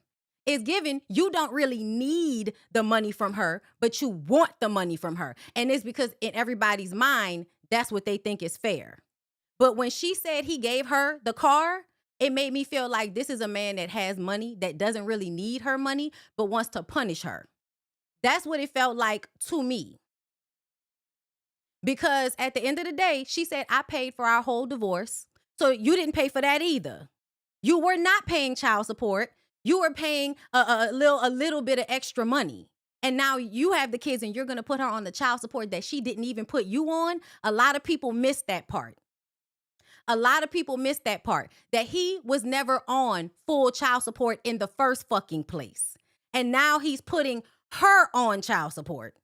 Even though he was never really paying her child support, he was giving her a few extra dollars. That's the point that I'm trying to make. And this is with the comment that I said on there that everybody's losing. It's 95 comments. It's only got 287 likes. So I know everybody's not agreeing, but I also feel like they're not listening to what she's saying.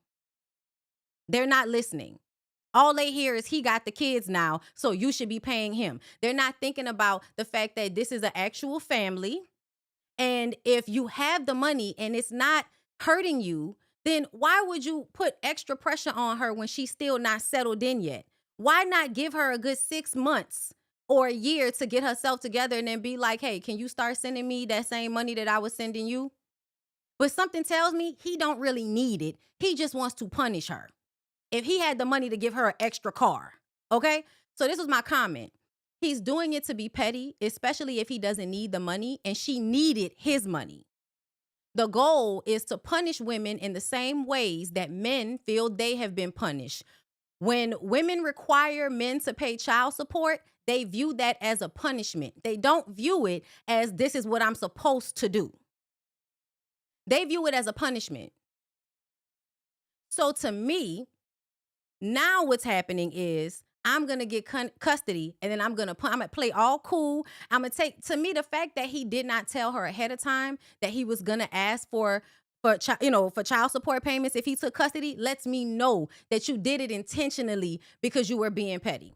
And I also said that I would let him take me to court because if you really don't have the money, then how much are they really going to be able to take from you?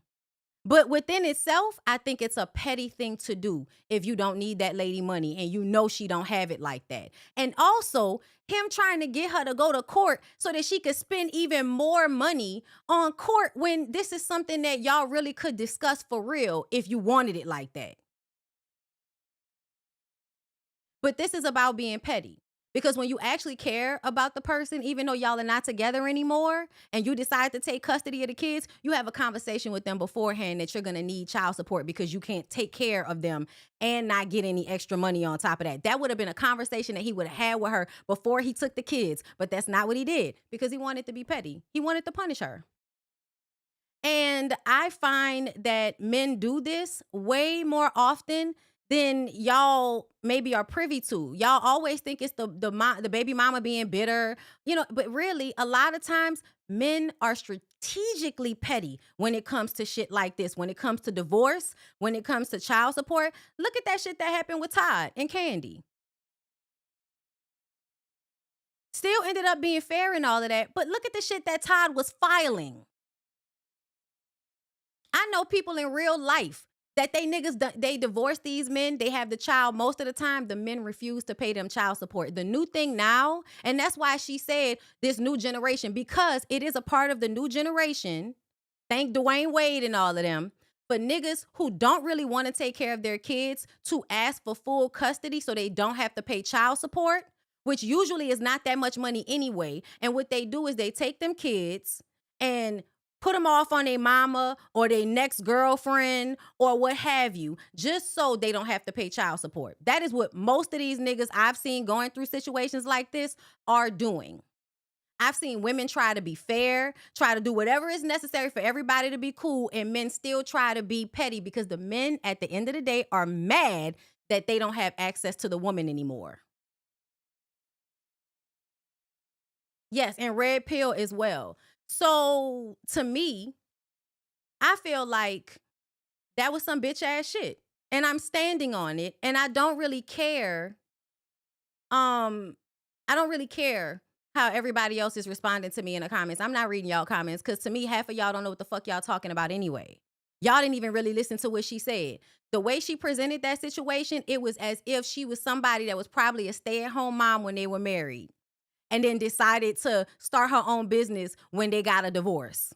You know that lady ain't got the money to be giving you no fucking money. And you could have gave her a little bit of time. And you could have talked about it ahead of time, but you didn't. So yeah, I stand on what the fuck I said. Okay?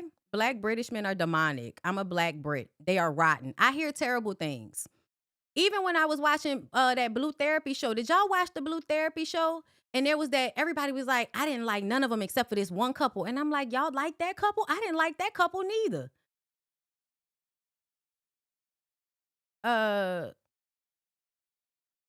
Read the comments. Let me read the comments. Okay, so this is low-key a huge reason many mothers keep their kids from fathers. Check. Y'all ain't go at that man like y'all went at me, though. I don't know, sis. If he got the kids now, then it sounds fair to me. A man asks for child support, he's being petty. A woman, oh yeah, this somebody probably responding to my message. A woman asks for child support, she deserves it for having kids. Are you okay? I'm sorry. Are you slow or something? Are you slow or something? What you don't understand about that? Men and women are not equally taking part in the creation of children. Are you insane? Never in the entire niggerdom of pregnancy has a man been liable to die when his wife was pregnant. What are you talking about? Beloved, you're not okay because I feel like y'all devalue motherhood. Y'all devalue what women go through to have children. Children don't magically become less expensive when they're with their father. If the father has more money, it does. The fuck is you talking about? Y'all hoes just want to be on these niggas' side so bad. So you want to be deadbeat mom living your best life. Got it. Because not giving money automatically means you're a deadbeat mom, I guess. Child, she might be. Y'all don't know them people's story. What if he asked her to have them kids? Because niggas love asking you to have children and then not wanting to take full accountability for them. Always equality until it's time to be equal. Yeah, we don't want equality. We want equity. We're changing the wordage on that. If he asks for full custody, that means he has the means to take care of them legally, physically, and financially. Full custody means the children primarily resides with one parent who is responsible for their day-to-day care. Their parent provides needs such as food, shelter, and clothing. Not saying she can't or shouldn't help, but he clearly is just being spiteful. Somebody else got it. Girl, let me like your comment. Like. So because he's a man means your child deserves less? I thought child support was about the child and not the parent. That's not what that means. Y'all are jumping to conclusions. I hate when women make me agree with men. Girl, if you're leaving the country, wouldn't that mean he has full custody? I mean, he has the kids, bobblehead. Pay up. Women are literally making the saying, it's cool when they do it. It's a problem when we do it. Nigga, nobody does that more than men. Shut the fuck up. Yeah, I'm not reading no more of these comments. And then somebody said, comment section got me proud of the women. Boy, fuck you and all these pick-me assholes that agree with you. I'm sorry. Y'all making me mad. Why would you ask me to read them comments? Why would you ask me to do that? Exactly, Bonnie. Women are out here sacrificing themselves to get ninjas' children. Yikes. And that's the reason why when women get pregnant, and, you know, I be looking at them like, okay, girl, married and all, nigga will still put you through some bullshit. Nigga will still try to make life hard for you. Just being petty because y'all not together no more. Just being petty because they want to fuck you and you don't want to fuck them no more. But yeah, keep wanting to be on the side of these dumbass niggas when it come to shit like that. Go ahead, keep on. Keep on, because expecting less from them is not going to help them give you more, just so you know, for all of the women out there trying to be the fucking cool girl. That man obviously had the money. You gave her a car and all of that? Nigga, please. You ain't need that lady money. So let's move on. Hold up, let me get this out because we talked about that already. Let's get these off. Hold up, y'all. I made a list today, y'all. I was ready for y'all. Okay, it's Friday, bitch. I was ready. Okay. Let's go ahead and get into Sammy, his baby mama Crystal. Wait, no, his baby mama and Crystal Neo ex. Because, girl, I don't know what the fuck going on. We gonna figure it out together. Let me find it. Let me find out you wearing bootleg fitted. Not that fucking cheering name for me.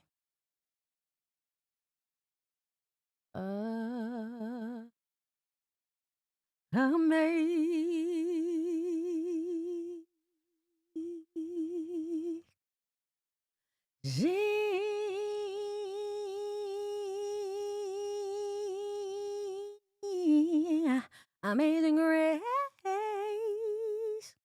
Which movie is this one from, y'all? How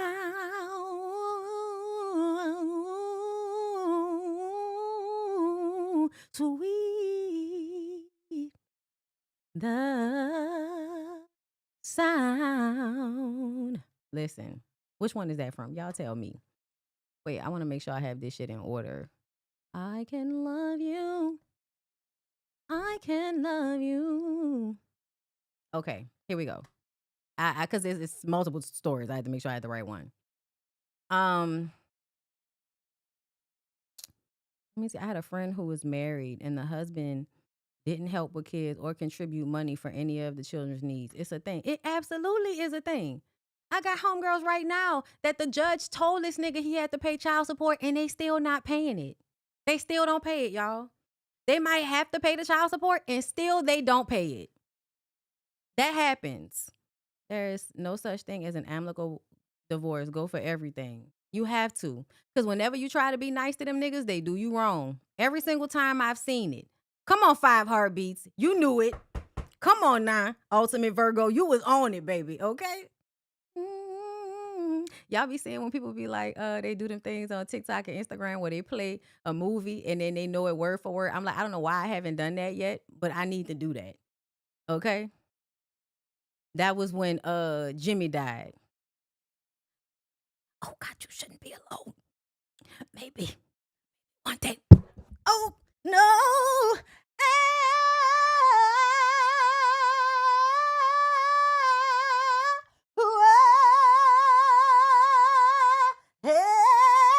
What's love?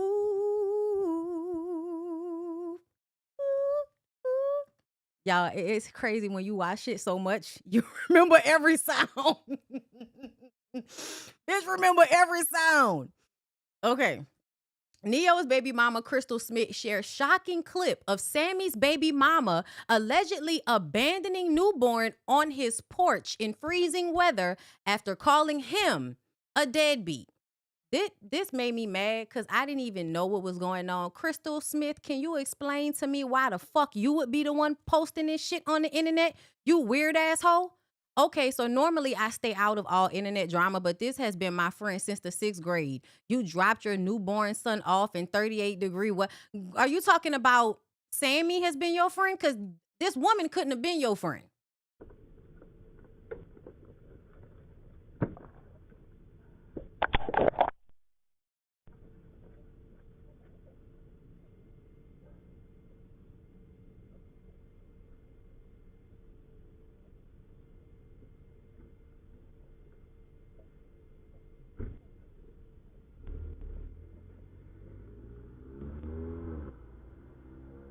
Damn, bitch.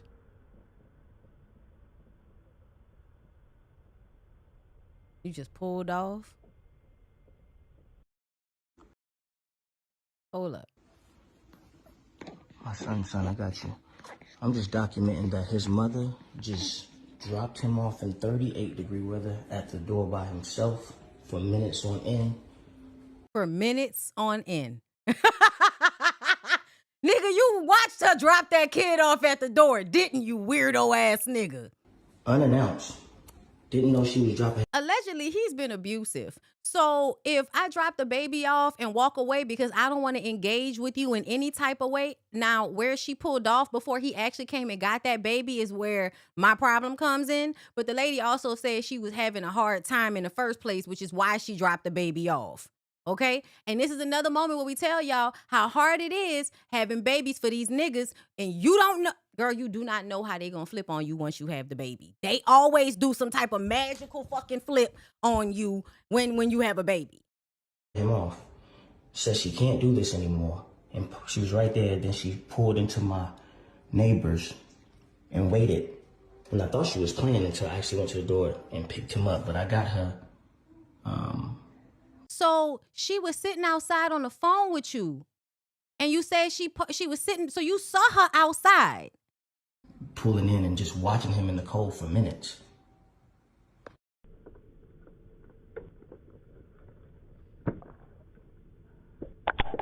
Also, it's like the baby was covered, nigga. Stop acting like the baby ain't have no socks and no shoes and no blanket on.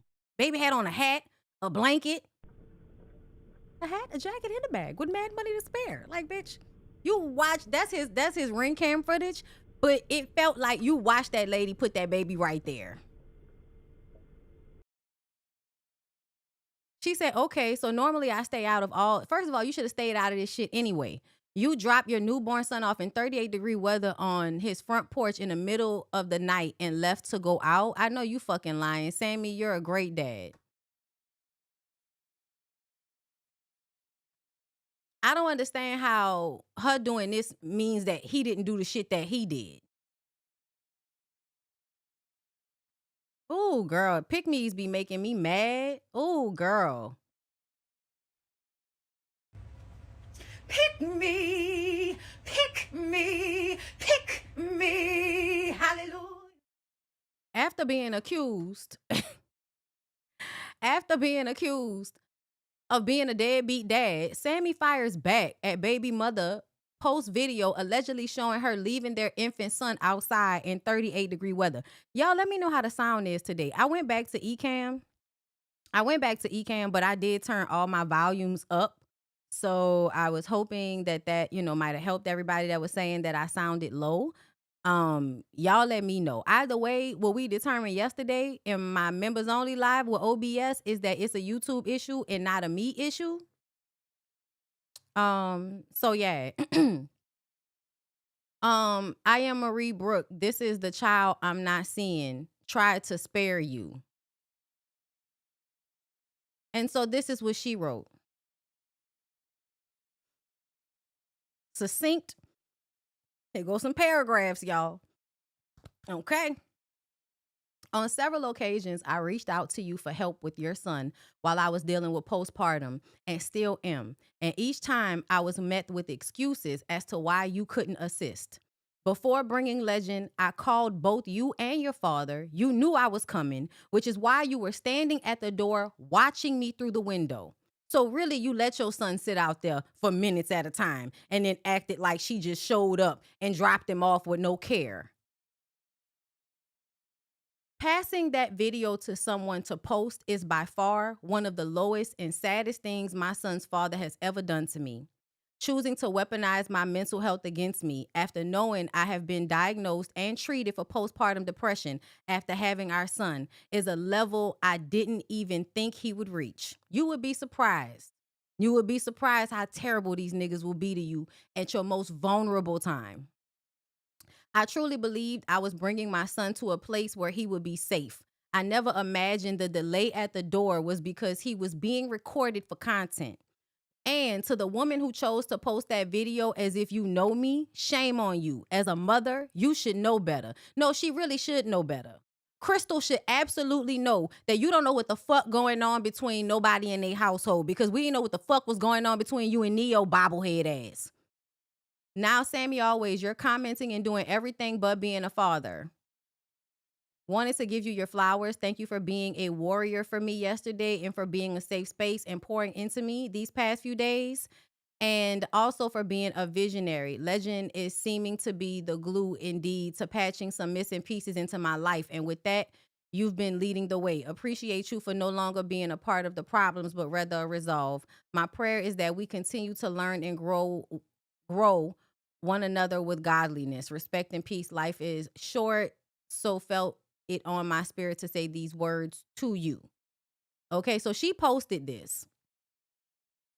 Imagine your son being in the same city as you several times since birth, and you've only seen him once while he was in your city for a total of 3 hours and haven't visited him in his city since 10 days after he had surgery at 7 weeks for less than 48 hours. So yeah, and this is why we be scared for y'all. This is why we be scared for y'all when y'all get pregnant, because pregnancy is hard within itself. So that's postpartum, whatever injury it causes to your body, whatever changes in your body, then your hormones, right? Meaning that you're not going to always be in your right mind. And if you have a partner that don't give a fuck about none of that and he's never in his right mind, that he can't support you while you try to heal from that. He can't provide stability for you while you go through that. So then it's going to make you look like the bad guy, because essentially the person that you chose was either faking and fronting, or you just didn't know that they needed to be not as self-centered in order to be a good father.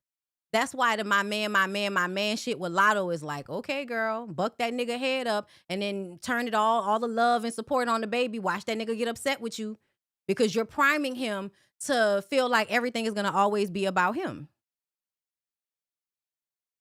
So yeah, that's that's what happens. They're used to everything being about them, especially as black men. As black men in our community becoming famous or doing anything halfway decent, they're gonna get praise. And when they get praise, it means they feel like they're the best nigga since sliced bread. If they think they the best nigga since sliced bread, they don't have to do anything. They don't have to be a good father. They don't have to really be a good person. All they have to do is just say they are. Show up for photo ops. Do stupid shit like that nigga just did on the internet. But the truth of the matter is, if you ever cared about that woman and you cared about your baby, you would have never put that shit on the internet. And you also wouldn't have been standing there watching her so that you could make her look bad because she said that you were abusive. Like, you got to look at how people move sometimes, y'all. Y'all always, not y'all, but people always take shit for face value instead of paying attention to the way motherfuckers move. The way people move matters. That's why, looking at the Jay-Z situation, I told y'all I didn't like the way he handled it because he was acting like somebody that was guilty. Like I told y'all that. Okay? And then you get up there and lie some more. You gaslight people. I said it's a whole bunch of Gen Z, old millennials up there on the internet on TikTok talking about, nigga, what are you talking about? You don't think rat beef is good for the culture anymore. Nigga, what are you talking about? Because a lot of us are old enough to remember how these niggas used to be. Like, shut up. This hypocritical bullshit. So then, also, Sammy denies allegations made by mother of his son. So Sammy is speaking out through his legal team after allegations made by the mother of his son, Marie Brooke. As we reported earlier, Marie claims Sammy is not involved in his son's life, which he denies. In an exclusive statement sent to TSR by his attorney, Durante Partridge, the singer denies all the claims made against him. The fact that she also called your daddy lets me know that y'all probably have a special type of fuck nigga family thing going on.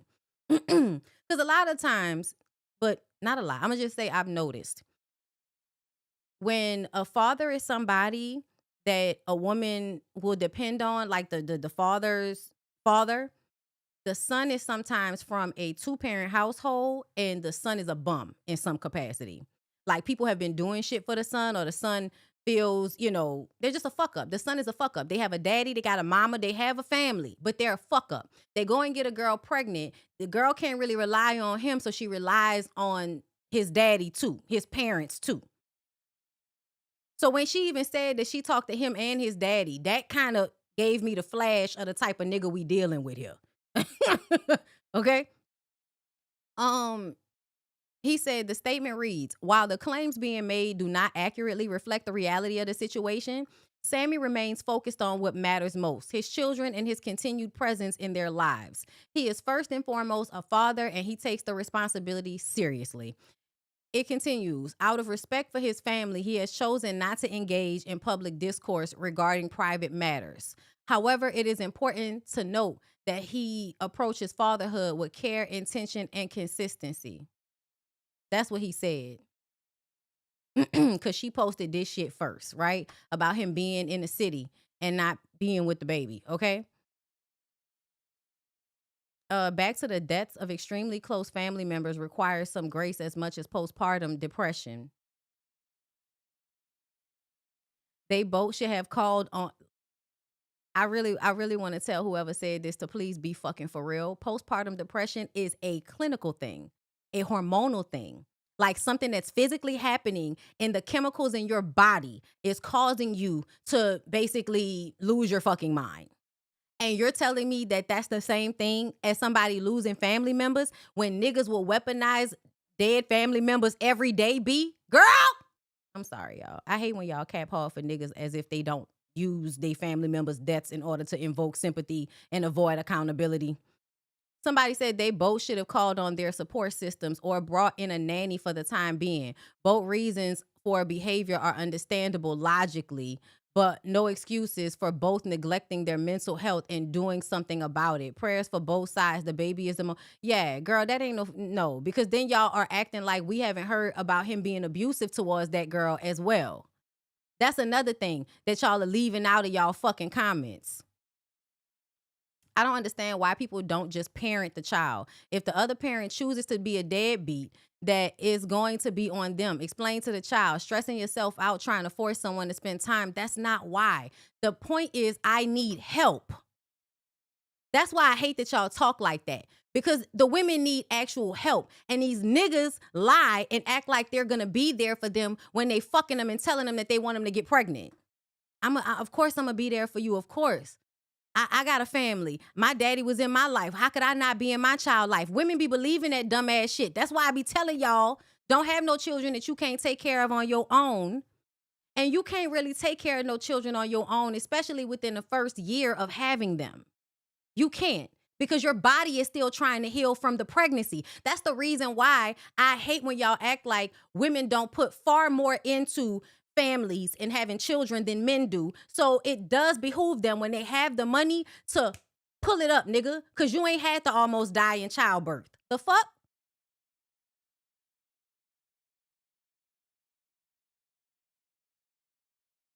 Hold up.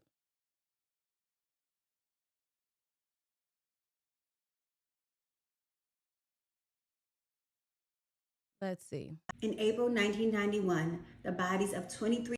Hold up. Woman is behind bars tonight, accused of killing 27-year-old Nakeba. Right. That's his brother, right? A woman killed his brother. I think that's what happened.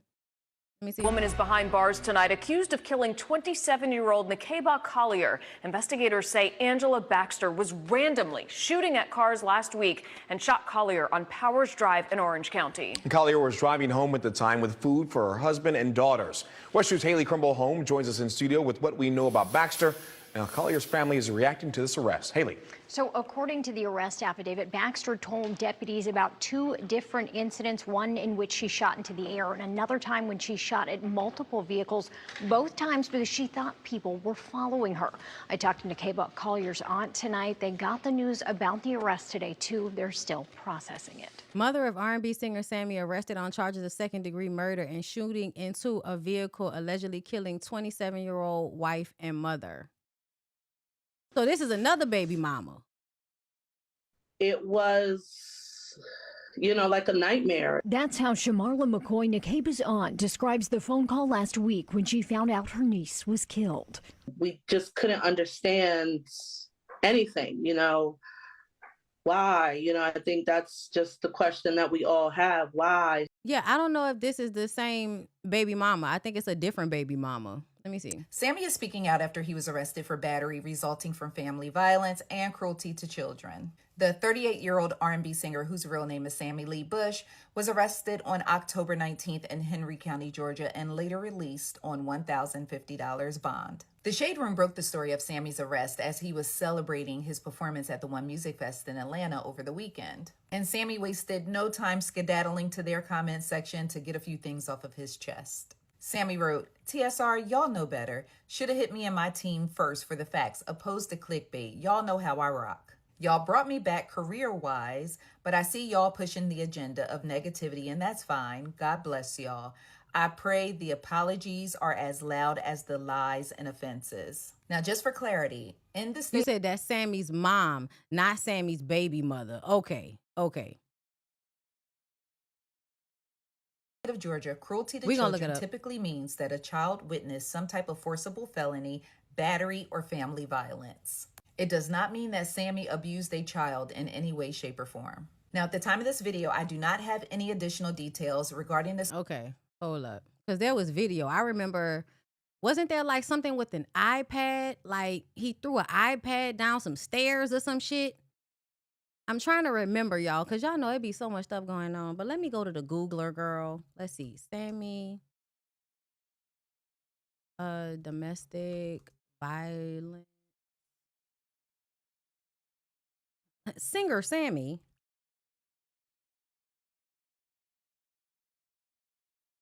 Okay. So yeah, this is the story from 2025.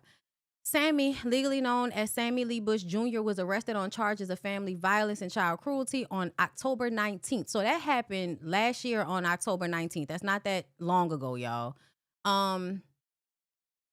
It was domestic violence, cruelty to children, and battery. These charges against Sammy do not mean he beat up a child. Instead, they mean children were witnessing while he committed an act of violence. Okay, so basically, no, they didn't hit the mama. I mean, he didn't hit the kids. He hit the mama in front of the kids, which is still abuse. Clock in, everybody. Okay.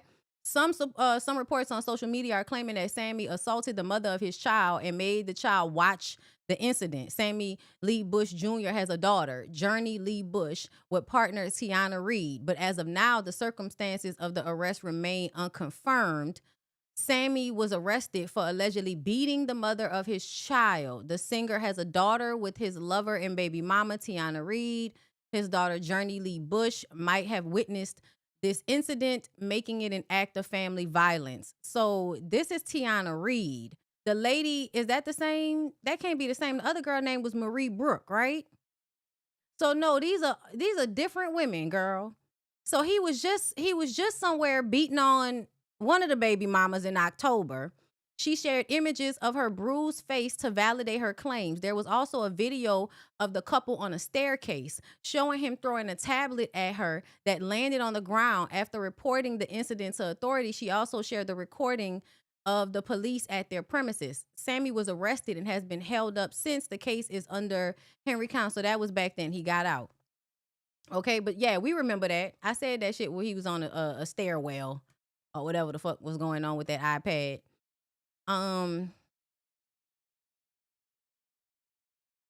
He spoke out after, but he wasn't really like saying shit.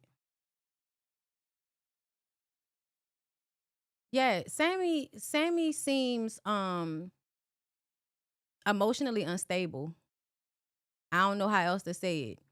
And y'all know what happened to boys. Y'all know what happened to cute young boys that sing R&B music to crowds of adult women. Yeah, y'all know how that happened. Y'all know how that be happening. A lot of these men that were young stars are walking around carrying "I was molested as a child by a woman" on their spirit. That's sometimes what I be feeling like is going on. Okay. Let's see. I just wanted to go through and see were there any other. Child, that used to be the song back in the day. Girl, I wish that I could spend time with you each and every day. And all my love emotions, that's the thing that got me going. I don't know what it is to make you know you're my girl, to let you know you're my baby. I am gonna stay, we will stay around. Oh my God, girl. I'm a year younger than him. So please understand how I was a little girl in school losing my mind. I like the way you look at me. I like the time we. Okay, we about to explain what we saw. Okay. On January 12, 2023, Sammy's mother and former manager, Angela Baxter, was charged with murder for the shooting death of Nikkei Ball Collier in Orange County, Florida. On January 22nd, 2023, Sammy released a statement on Instagram. In consideration of recent news, I would like to express my most sincere condolences to the family. Okay, cool. And then they talk about him being arrested in October of 2025. We already discussed that. And now this most recent thing. And I'm trying to figure out how many baby mamas does this nigga have? Because it's given this 2 different women, right? It's given the first woman that he got into the fight with, that was the Tiana lady. I feel like that's the one he has this beautiful little chocolate little girl with. Okay, she's a cutie. And then is that the little boy? Child, let me see. Oh yeah, this nigga got the baby on social media. He's trying to show y'all he a good dad. Yeah, because that new baby was in a car seat. So this must be the baby from the woman that he was, Tiana. Yeah, this is the Tiana lady. So this is the lady that accused him of abusing her and throwing the iPad and all of that. So it looked like they might have 2 kids together. Yeah, look like they got 2 kids together. He playing daddy and shit while everything good. But you know, as soon as y'all break up, niggas start acting funny. And then there's this new girl. He only has 2 baby mothers. Yeah, that's what I'm saying. Okay, so that was the Tiana lady, and then it's this lady. So one you putting your hands on or being abusive towards, and the other one is going through postpartum, and you just left her to fend for herself with the baby because you only seen the baby once since the baby was born. So I'm trying to understand how the fuck Crystal, what's her name? Crystal Renee Smith, girl. Crystal, can you explain to me why the fuck you felt like you needed to come to the front on behalf of Sammy when he already got issues with a previous baby mama? Like, that's so weird. You hoes be so weird. Like, that's just I never really liked Crystal in that whole Neo, era of hoes, because Crystal was like a weird bitch, right? Like, girl, she was fucking on everybody as far as I'm concerned. You was a hoe out here too, Crystal. And then won't get mad when that nigga cheating on you with 50-11 prostitutes. Girl, wasn't you an OnlyFans model or some shit? Wasn't you a stripper? Wasn't you out there hoeing with the rest of them women when he found you when he was cheating on Mashonda? But yeah, this the new baby mama. Yeah, so at this point, so listen everybody. Are y'all listening to me? Hello? Don't have a baby for Sammy. At this point, everybody, Sammy is not somebody that you want to have a baby with. Everybody, if you're hearing this and you ever see Sammy somewhere and he start flirting with you and you like, oh, he fine, he look good, don't do it. Don't do it. He's gonna knock you upside the head, or the nigga gonna give you postpartum depression and not help you. Just remember that these are the things that niggas do. Okay? Let's move on. I want to do an update. On them Overtown kids. Y'all know them 12-year-olds that raped that little girl. And they daddy and they auntie was online talking about they're 12 years old. Nigga, I don't give a fuck. I don't know how you don't know not to rape people. I don't know how y'all failing in life if y'all sons don't know not to rape people. Like, y'all are failing in life. And to me, if a boy would do some shit like this, it's because the daddy and the men around him are informing him on how to assault girls and women. Y'all teach these boys this shit. And then when they get in trouble, turn around and act like you don't know how this happened and he just a boy. Nigga, fuck you. She was just a girl. Judge releases 12-year-old accused of pinning a 12-year-old girl down and shoving rocks in her mouth so his friend could rape her.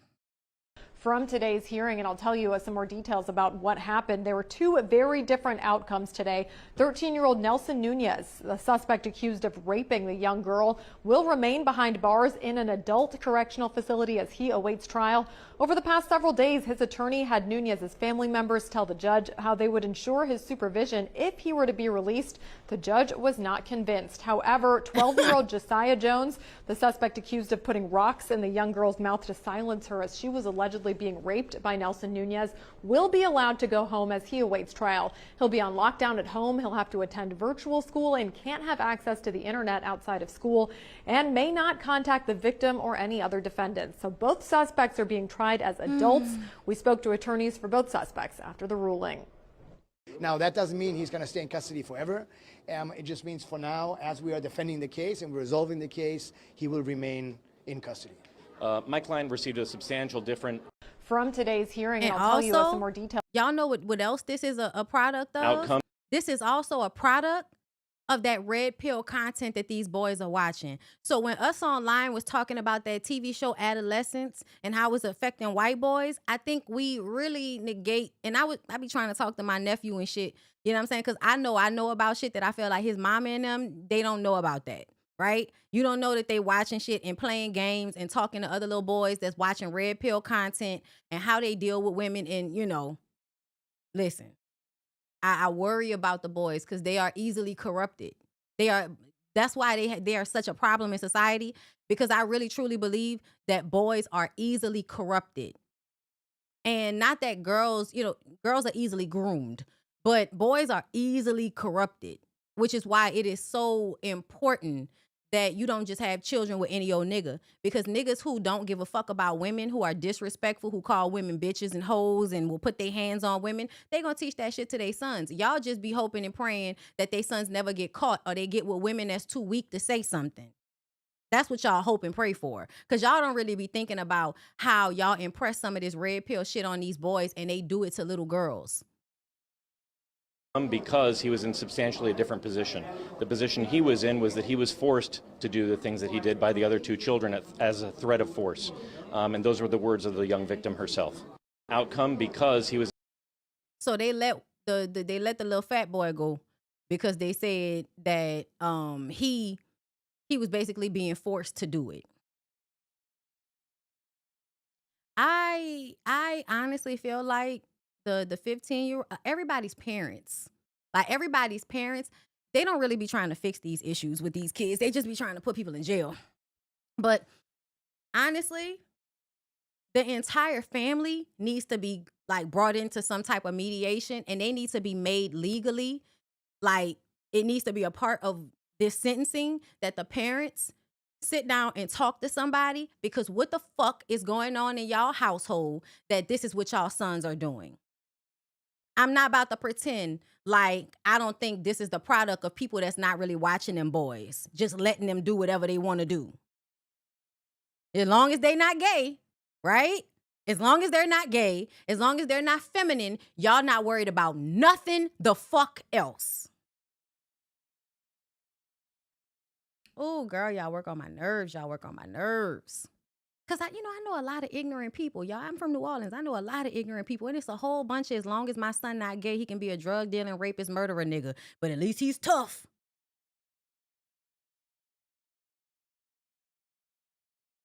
Girl, speaking of niggas, homophobic nigga. Speaking of homophobic shit, where's that pretty ass nigga at? Y'all. So y'all remember homeboy from Beauty and the Black came to us and told us that, gay people was going to hell, right? And as like gay black people, queer black people growing up in the South in the church, girl, it's not the first time we've heard it. It's not the first time we didn't heard it, girl. I know. That's what they tell me. And listen, I feel like if a person like me go to hell because I'm into the girls, I like the women's as well as the men's, okay? I don't want to be in that heaven, because on the other side of that will be some weird ass Karen bitch that has been with one man her entire life but has been a miserable human being, and somehow she'll end up in heaven and I won't, and I'm a great time. Okay? I'm a safe space, bitch, and I'm not going to get there. I don't want to go. Sounds like a place that I don't want to go. Y'all, I don't believe in heaven or hell anyway. I don't believe that. I believe in reincarnation. I think people have to keep dying and coming back and dying and coming back and dying and coming back. I think that's what people are doing. I think they don't remember it, so they don't know. They really think that when they go in the ground, they just in the ground. It's darkness, it's quiet. I don't believe that. I believe your consciousness is always flowing. Your consciousness is always flowing. That's what I believe. That's just me. Y'all ain't got to believe it. Okay? But I just will impart this on y'all. If you think heaven and hell is real, isn't everybody in hell by now then? Who's in heaven? Girl, everybody in hell. Everybody's in hell. It shouldn't even be a heaven no more, because who's up there? Who's up there? Name a person that you think didn't commit a sin ever. oh, I forgot. Y'all think that all you gotta be like is like, God, please forgive me, and then God be like, you're forgiven, and then you just be like, heaven, and I'm just like, okay. You think that's fair? Y'all think that nigga Trump should be able to like pull up to the gates? You know what I'm saying? Right before he died, right before he croak out from doing all of these like crimes against humanity and shit and starving out kids and all of that and murdering people. After all of this stuff, then, right, all he got to be like is, God, please forgive me. God, please forgive me. And God gonna be like, Trump asked for my forgiveness. I don't want to give it to him, but that's the rule. You're forgiven. And now you, right, you good black lady that ain't never did nothing wrong, stay with your same husband from 17 to the day you died, okay, ain't never had but one dick. Fantasized about some other ones, but only had the one. Took care of your kids, took care of your grandkids, then died. You was a perfect black lady, bitch.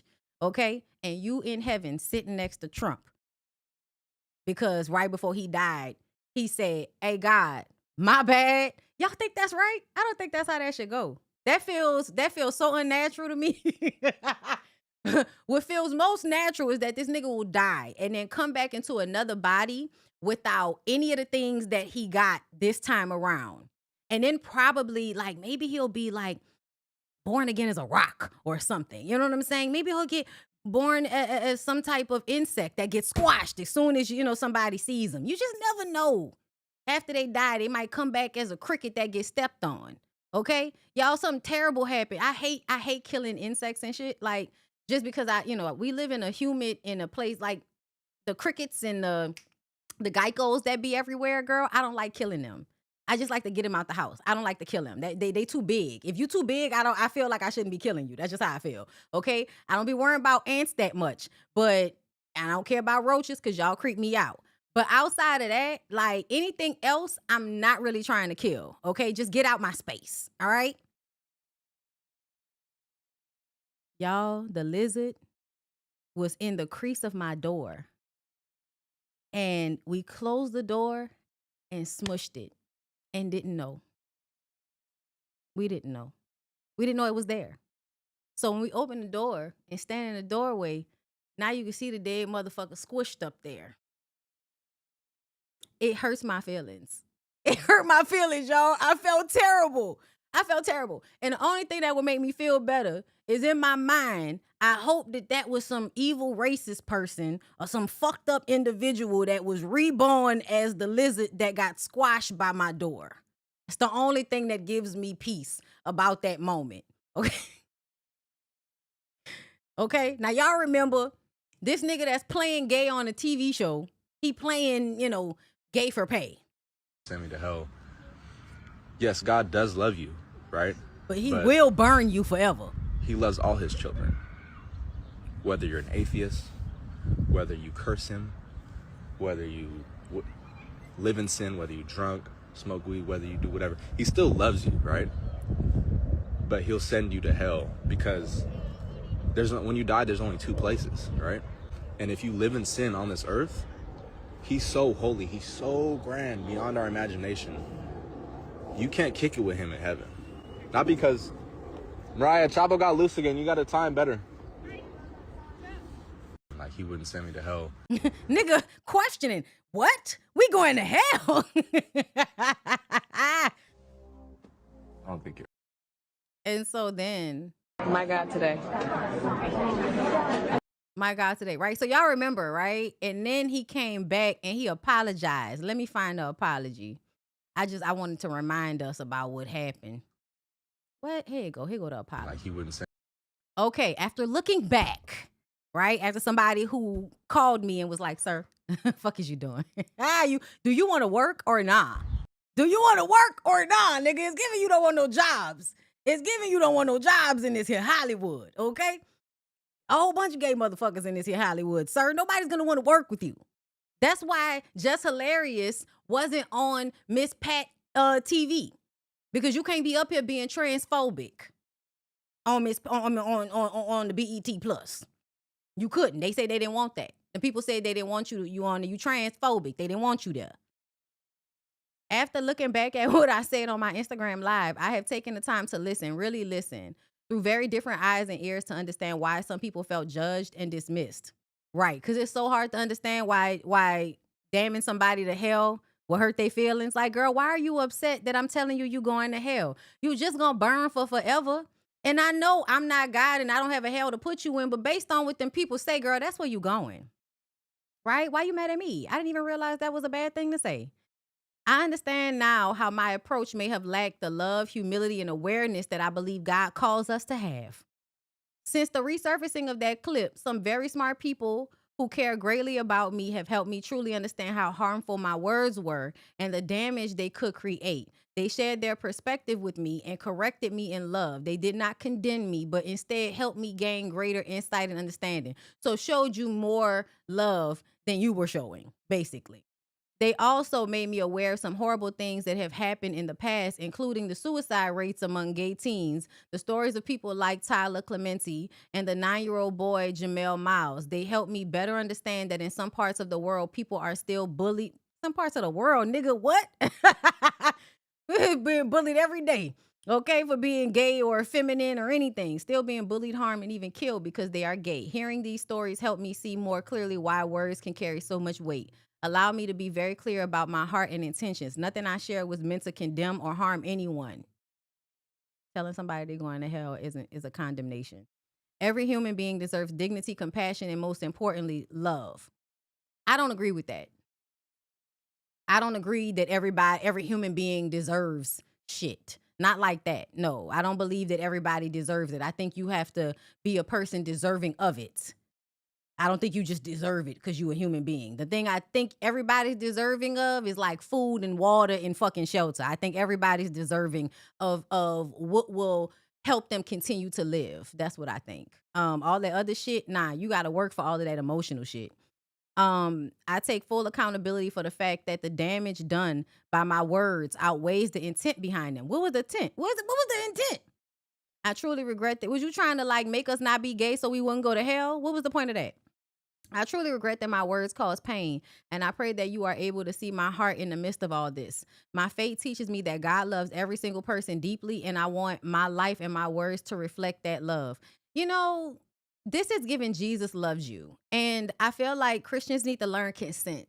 Y'all have a hard time with consent. Maybe it's because y'all whole religion is based off of a young girl being impregnated against her will and meant to carry a child that would eventually die against his will. It's a whole bunch of like, ignoring consent all over the place in that fucking Bible. So like, that's the reason that y'all, think that y'all can just impose your religious beliefs on people from this very condescending pedestal that you stand on, that you can condemn them for whatever. All y'all do this. I don't understand. He acting like he did some shit that everybody don't do when they are a diehard Christian like that, or, Bible thumper, or whatever the fuck you want to call extremist Christians that make it their point to go around telling everybody else about their life. Okay. Especially from such a, ignorant place. I appreciate my friends, especially those in the LGBTQ community who cared enough about me to speak honestly. Do y'all know how tiring it is as a queer person to always have to show up and correct ignorant motherfuckers that should know this by now because it's 2026? Like, your gay friend should not have to take a deep breath and have a come to Jesus moment and hold your hand through a tissue so they can explain to you how homophobia at a time like this is not what anybody needs to hear from your fuck ass. He's sorry, y'all. He's sorry. Oh, he's sorry. Sorry, y'all. Movie reference. Don't worry about it. Y'all gonna think I'm crazy. I am, bitch, and I don't care. Okay.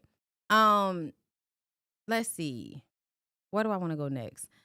Y'all. Even though I feel like you could look at Bob Barker and tell he ain't shit, like you could look at Bob Barker and tell he's a mean man. It's something about people that have a natural snarl. And Bob Barker has a natural fucking snarl on his face, okay? We're going to get into Tokyo Tony after Bob Barker, y'all. Okay? We're going to take a quick break. When we take the break, we're going to come back. We're going to do Bob Barker. We're going to do Tokyo Tony. And we're going to do Shine and Brandy. Okay? Because why the fuck? I have the same questions that Brat has. Why are you still talking about this puss ass nigga? Now we got to have a conversation with you. Oh, Lord. Y'all don't know how to act. Okay, quick little break. You guys, I'll be right back. Please like the video. Don't go anywhere. And we'll get into the rest of the show. Hey y'all, this is a get ready with me. Okay, just a little something before I get ready for one of my daily lives. So I just started growing my locks about 2 years ago now, and I color treated, and I do like a style here or there, and I really have noticed that my hair does the best when I keep it moisturized. And my regimen of spraying my hair with water and then following it up with Fab Hair International's Moisture Mist leave-in conditioning spray, girl. Listen, it's giving me everything that I need as far as the moisture on a daily basis is concerned. I've tried a lot of sprays and I really enjoy not only the way the spray bottle works, but also the way the hair feels moisturized after I've given it a spritz. There are so many great Fab Hair International products to try. And the Stimulate and Soothe Deep Cleansing Shampoo is one of my favorites. It actually gives your scalp a tingling sensation that makes it feel really clean. And then the Moisture Mask Deep Conditioning Mask is really amazing as well. Make my hair feel really moisturized after I had color treated it. The products are great and were created by a Black woman stylist who came from behind her chair to give her people the products she felt they really deserved. Fab Hair International is for all curls and coils, whatever your hair type. You can find something at Fab Hair International that will suit your specific needs. Right now, you can use my code BONDY15 to get 15% off of your purchase. Go to fabhairinternational.com, take their hair quiz, and find out which products will be perfect for your hair. Be a bougie traveler and shop fabhairinternational.com. And would confide in me that Bob did mention if she had ever been with any other person that was Black, that he would not be happy and that he thought they might have had some kind of communicable disease or something. Oh, so you think just Black people have communicable diseases, not white people, even though historically y'all are known to create diseases because of how y'all don't like to wash y'all hands or clean y'all ass?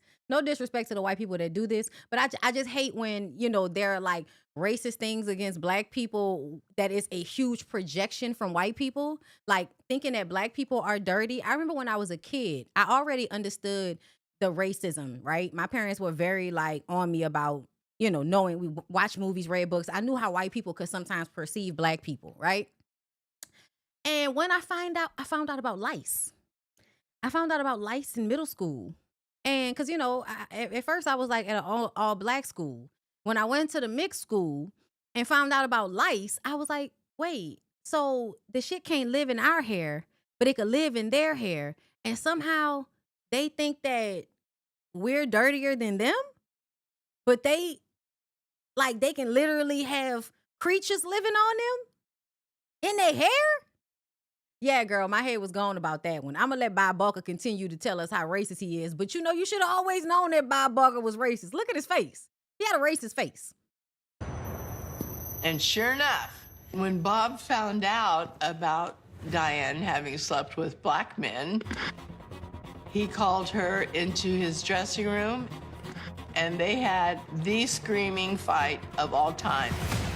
He went off. The shit hit the fan. Oh my God. The whole set was dead silent, listening. And Diane comes out of Bob's dressing room and goes up the stairs. And Bob's assistant is running after her saying, Diane, you've got to apologize to Bob. And Diane turns around at the top of the stairs. It's like the scene from Romeo.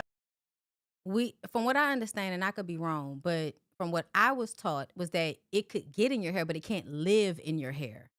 It actually like lives and crawls around on white people's hair because of the amount of oil that they have in their hair. We don't have as much oil in our hair as Black people. So like that was what I meant when I said that. Either way, you saying that it's rare. And I ain't never seen a Black kid, and I went to school with white kids. They would get lice, we would not. So You get my point. And Juliet. And she's standing at the top of the stairs, and the whole set, dead silent, is watching. And Diane says, I have sucked his too many times to start kissing his ass now. I know that's right. Woo! I'm like, what? It did not go over well with Barker. One of the producers standing next to me said, He died in 2023. dang, who writes her stuff? I gotta watch the rest of this. Bob is sleeping with Diane. Oh my gosh, Bob has no idea that he has had sex with a woman who has had sex with black men.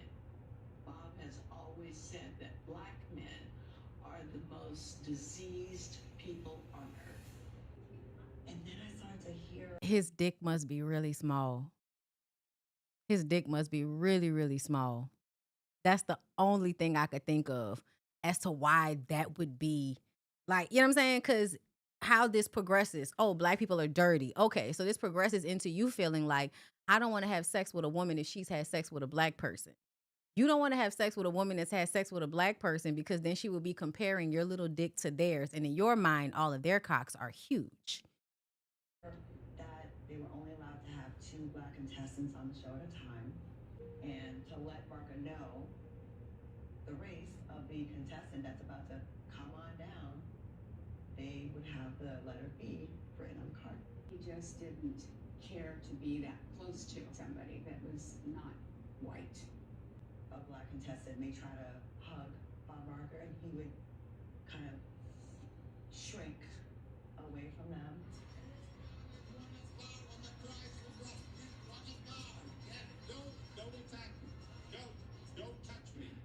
Diane would. Listen. Yeah, man. They let me see, where is this showing at, y'all? Dirty Rotten Scandals. I don't know. Y'all let me know which app is Dirty Rotten Scandals on. Is it on Hulu or something? Yeah, that clip was already low, y'all. That clip was really low. And Claudia was basically saying that he was racist to the people on the show. He didn't want to be touched by a black person. And she also said that they would have little cards, and Bob would want to know if a contestant, because they could only have two black contestants at a time. So they would want to know if the contestant was black. They would put a B on the card. And what y'all saw there at the end was him running away from the lady. He's running away from a black lady that wants to hug him. Because old black women, like my grandmother, watched The Price is Right religiously. Like you watch The Price is Right, and then right after that, I believe it used to be The Young and the Restless, The Bold and the Beautiful. There might be a 30-minute news show or something like that, and then they would do As the World Turns and Guiding Light. And then after that, it was Jeopardy and then the Golden Girls. I think that was how it was, but if I can remember correctly, mind you, I might have been 6. Okay, Netflix. So Dirty Rotten Scandals is on Netflix and E Network. Is that what y'all are telling me? Okay.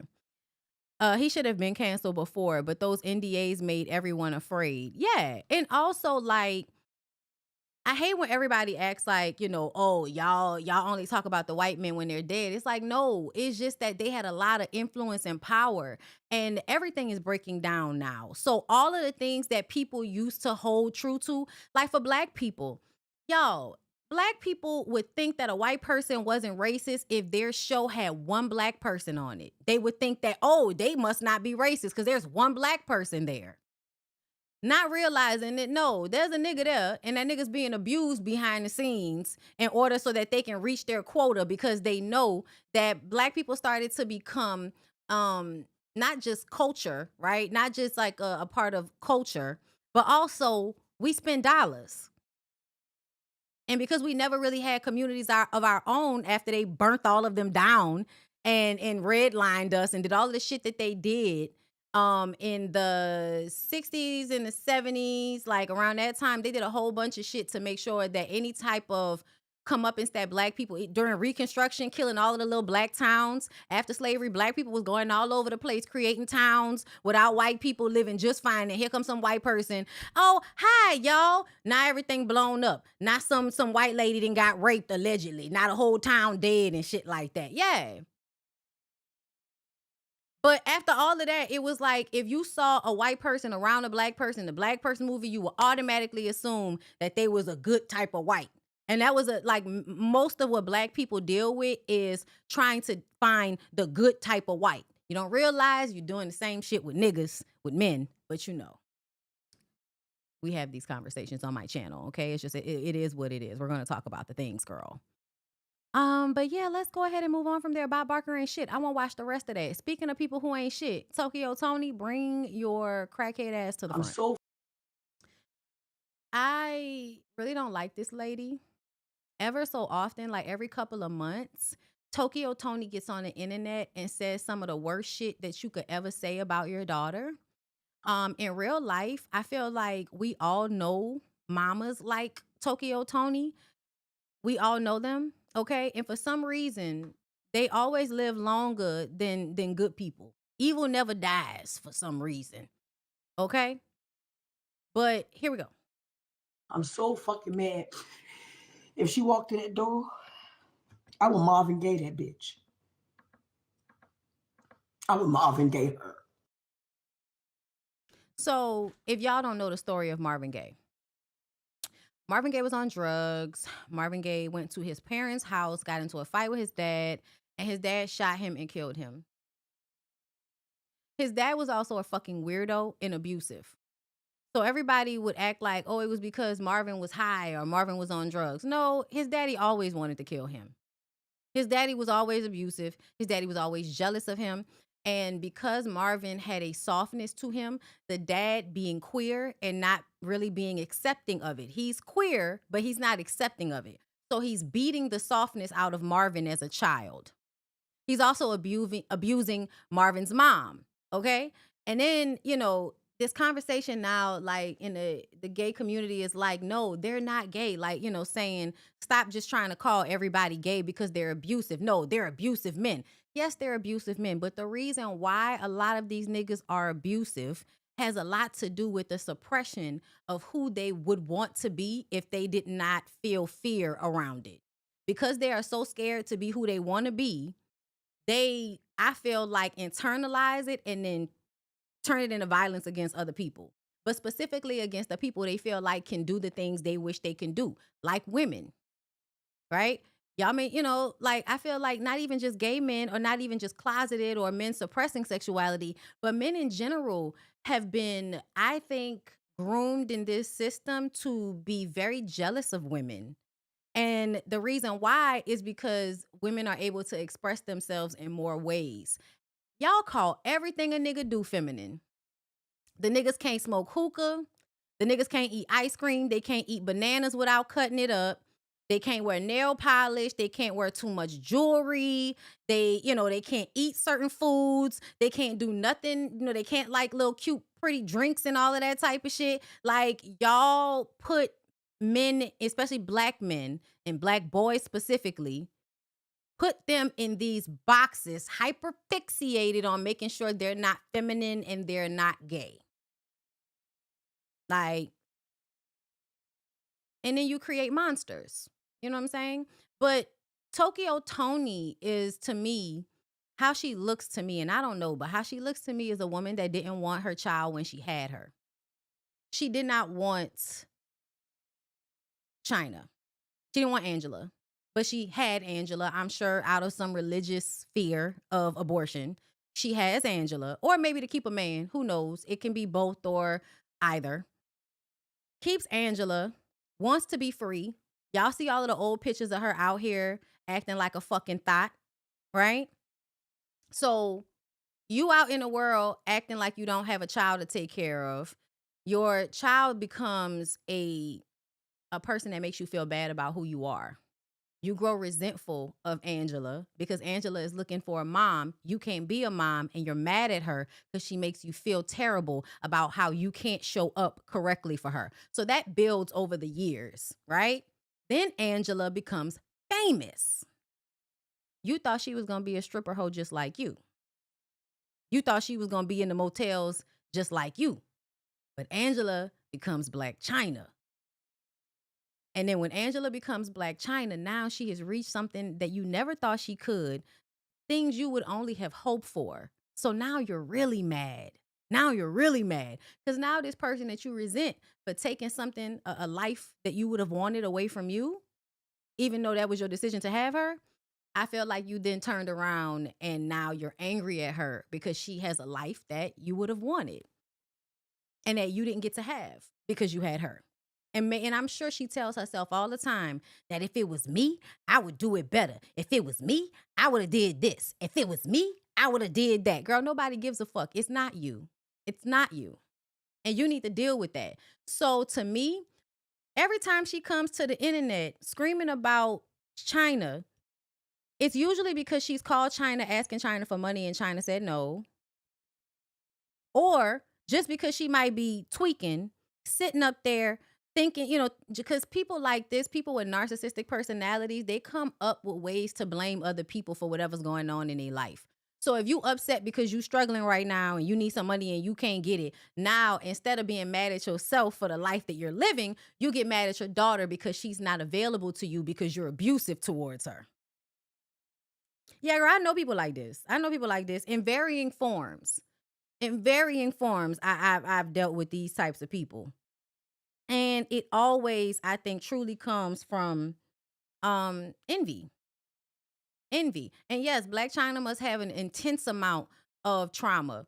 This is why I get worried about the girls when they get really into religion, right? When they start to really get into Christianity after being, somewhat of a thought or whatever. Like, it's not no real judgment. I think women should do whatever the fuck they want to do. They should enjoy their lives and have pleasure and have sex. I think women should do all of the things they want to do. Just be safe, take care of yourself, right? Have discernment. Don't put yourself in harm's way. That's my only thing. Okay, at the end of the day. But I don't judge women for nothing that they do. But I often find that women like Tokyo Toni, they carry a lot of shame and guilt that they cannot metabolize, that they cannot alchemize. And so they become hyperfixated on religion or church in some respect. And it kind of makes them some of the worst people. I think for them, it's soothing when they're going through a hard time to go into God and Jesus and all of that. Y'all, please don't misunderstand me. Healthy people handle religion better. But when people are like kind of narcissistic, the way they handle religion is a weapon and a shield. Weapon and a shield. And so whenever I see moms or women like Tokyo Toni and they I just get, That's why I said what I said about Krishan. I told y'all before, when Krishan was pregnant, her being all Jesus freak makes me nervous. It makes me scared. It makes me feel like you're unsafe. Because you will then create something in your mind to make you not have to deal with reality. And that is dangerous. I hope I explained that well. And deal with whatever I got to do. That's how much I hate her ass. I will Marvin Gaye this bitch. And watch her bleed the fuck out. And then call 911. Come pick this devil the fuck up off my floor. I'm a Marvin Gaye that bitch. Angela, I'm so fucking mad. If she walked in that door. So this is what she said. We don't have to go through it again. Right? Bitch, you dirty mother. She a dirty motherfucker to me, bitch. I can't stand her ass. I wish I would have got an abortion. I don't give a fuck who say it's harsh. Nah, I wish I would have got an abortion. And if she died today tomorrow, she going to hell. I told her that too. Uh-huh. And that's what I mean. That's exactly what I mean when I say women that have, that have shamed themselves internally, but can't do it externally. They can't take any accountability or responsibility because they're too weak to handle what it means to actually deal with who you are. They don't want to deal with that. And so they go into religion. That's why you feel like you could tell this lady that she's going to hell and call her a demon, when it's actually, that's who you are, ma'am. That's who you are. You're projecting right now. You can't name one thing she did because she ain't. It's fake. And I realized when I said it the first time, I got the hammer, of course. And you think I give a fuck about getting a hammer? No. Bitch, I'm Tokyo. Right. Anything I say in my mouth, I can back it up. Bam, bam, bam. No, you don't care. You don't care about your daughter. You don't care about how you're perceived. I don't know what you do with your life, but you act like a crackhead. She getting y'all. This witch is getting y'all. This demon is getting y'all. This demon that I birthed. Oh, I'm breaking it down today. She in trouble. Bitch. Like the way she seems to be like so condescending, as if she is above her daughter in some capacity, is violent, for lack of a better term. Like, girl, what? More. Let's get into the rest of it. Because of these lies they continue to tell on me constantly for years, repetitively. Stormy, Monroe, and Tom Edwards, and Armand Wiggins. I'm getting them first. Oi, matey, is that a new phone? Right here. Aye, Captain, that's my new Samsung Galaxy S25 FE. Because of these lies they continue to tell on me constantly for years, repetitively. I'm online. Okay. And on my page, I have like moderators and people to come in. This is from Armand's page. She says she's suing him. People that I am doing the docu with. Right. So I'm like reenacting like what I said mean to my daughter. And I'm actually showing, because I know bloggers are watching, but don't mean you have to lie. So I don't know why anybody would like her. Somebody said Armand actually was saying how much he liked Tokyo. Why would you like her? I'm showing how I was like, you fucking bitch. How did you lie on me like this? Who are you to do this? Blah, blah, blah, blah. So the things that I was saying, because she had came on my podcast and did a dance to Shaka Khan or something, right? I said, well, okay. Well, I could do Marvin Gaye. And I started doing like, so I said, I'm a killer off the I'm a killer. I'm a Marvin Gayer. They talking about, I'm a killer. Exactly.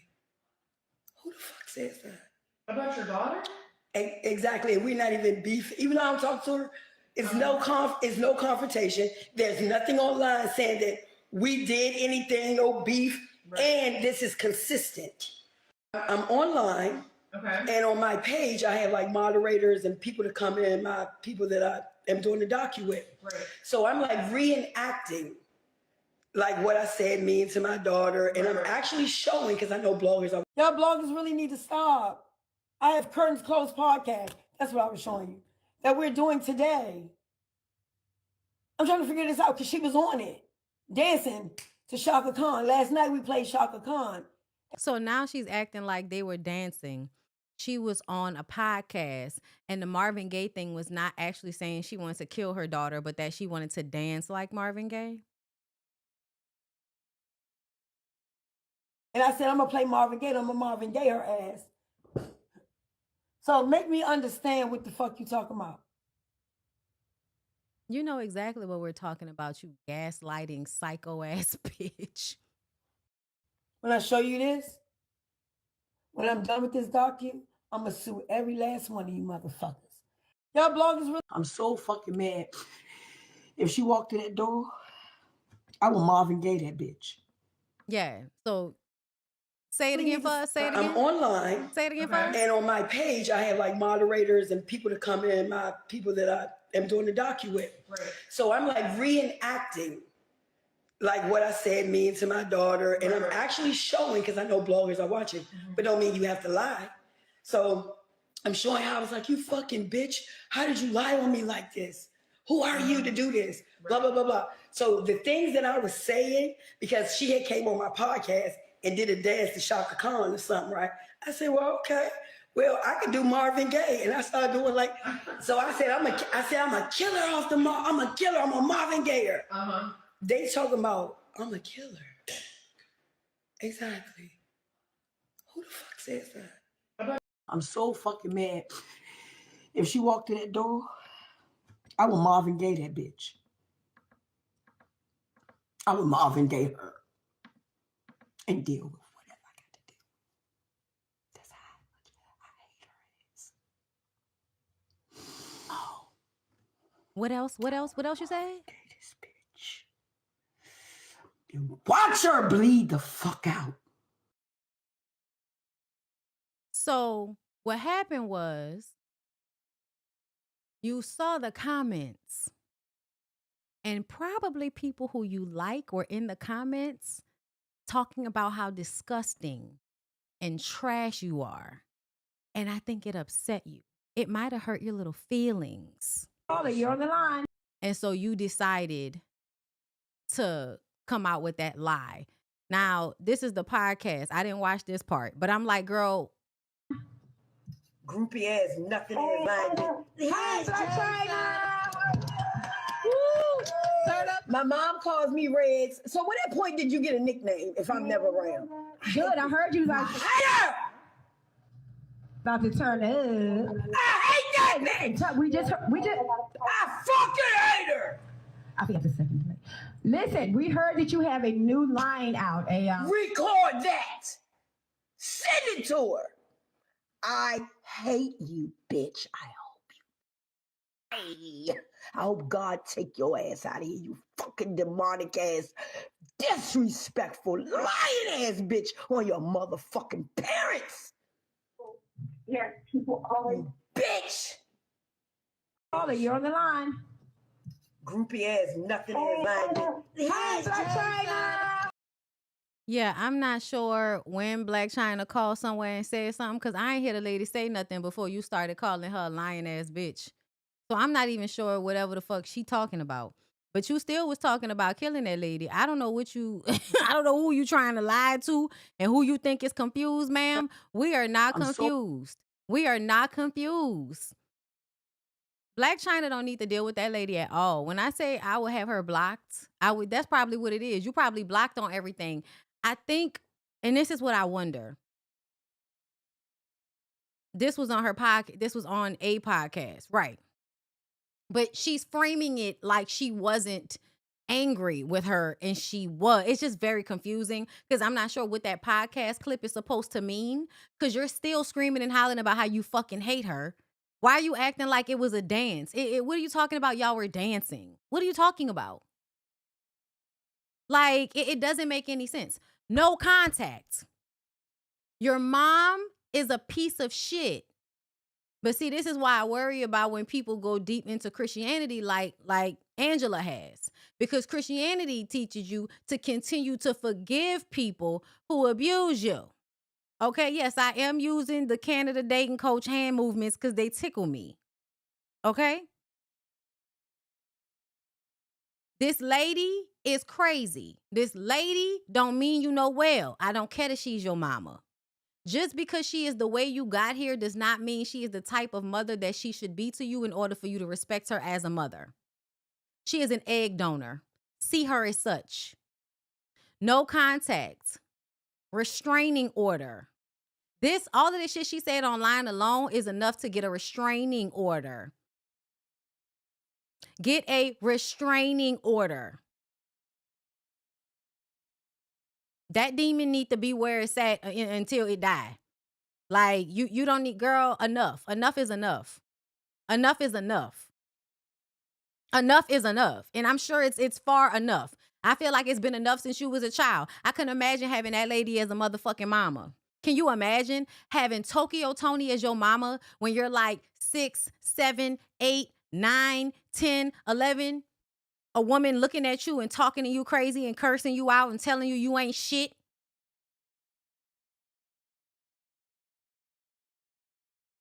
She's a loser.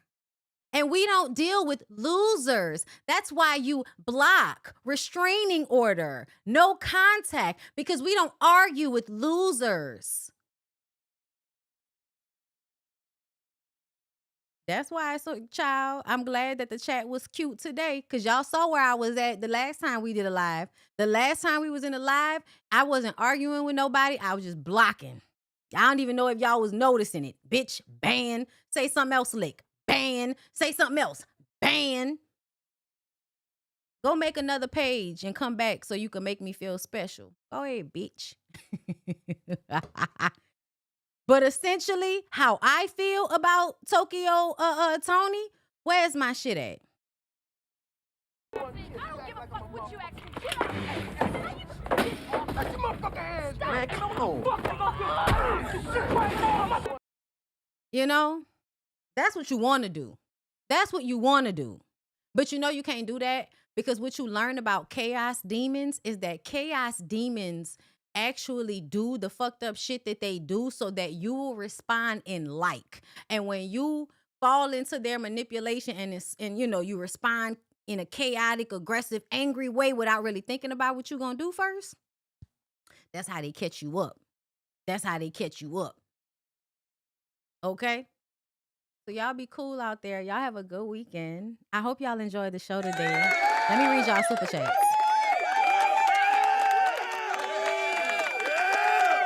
Maroon Nomad, thank you for the super chat. Hey, Bondi, I love your content. I have a Netflix recommendation for you. Something very bad is going to happen. Did that just come out? I feel like I was seeing it on my coming soon. I'm going to definitely check it out. Thank you for that. What else? The Only Chelsea, thank you for the super chat. Bondi, I wish women would understand they deserve to be loved out loud and not hidden. Girl, and that if something is wrong when he wants to be quiet about it. Like, girl, we ain't saying you gotta tell us all your business, but my God, on today, this is very like embarrassing, girl. Imagine feeling, thank you, Very Happy Mondays. Thank you for always supporting. Imagine feeling funny, discovering a creep stalking you, and immediately celebrating that you finally been picked. Extreme example for whoever it may help. No, for real. Like, that's wild. Imagine a creep stalking you, but you excited because a nigga picked you. My God. Glam Gal, thank you for the super chat. Hey, Bondi, I'm late to the live, but Tank definitely won. Girl, I don't know what they was talking about. They couldn't hear the off keys. Maybe it's because his mic wasn't on. Rambo, AKL, thank you for the super chat. Sidebar, girl, I watched that Madison show because you said I ain't been right since. Won't ever let my husband leave the damn house. I'm sorry, y'all. No, for real. Nah, okay. The Taurus chick, thank you for the super chat. Thank you. I appreciate that for just showing me a little love at the end of the live. But Paradise, y'all watch Paradise, right? If y'all watch Paradise on Hulu, I love Paradise. All right. So every time I watch Sterling K. Brown do anything on the show, because like I don't know, I feel like Sterling K. Brown must have it in his contract that he can never like play opposite a white woman. Like she could be there, but I ain't about to be fucking her. Okay, that's not what we doing. But either way, y'all, anytime Sterling K. Brown plays on something, and I'm talking about since Army Wives, I'm there. Okay, but when he plays a good husband, and he often plays like this a really good husband, like that's his thing, to play a good husband, and he actually seems to be one. Okay, so I love that. But every time, y'all, it remind me of it. Girl, it remind me of my husband so much. That moment, if y'all watched that last episode of Paradise when he finally got to his fucking wife and they hugged and they kissed, and it's like that kiss when you breathe each other in at the same time. I was just like, every time, y'all. Every time. Like, where is Lyric? Jesus, where is Lyric? Okay? I need a hug. Fuck. All right? Like, don't be trying to cheat me out, too.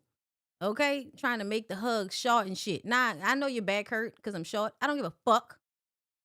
Sit down somewhere. I need a long hug. And anytime I'm watching Paradise, I need a long hug after. Okay? God, on today. It's such a good show, y'all. But he absolutely, like, if you have a good husband, Sterling K. Brown will have you somewhere crying.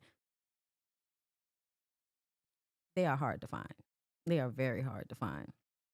My God. Anyway, I love y'all. I hope y'all have a good weekend. I hope y'all have a good rest of y'all day. And I'm going to see y'all in the next one. Peace out.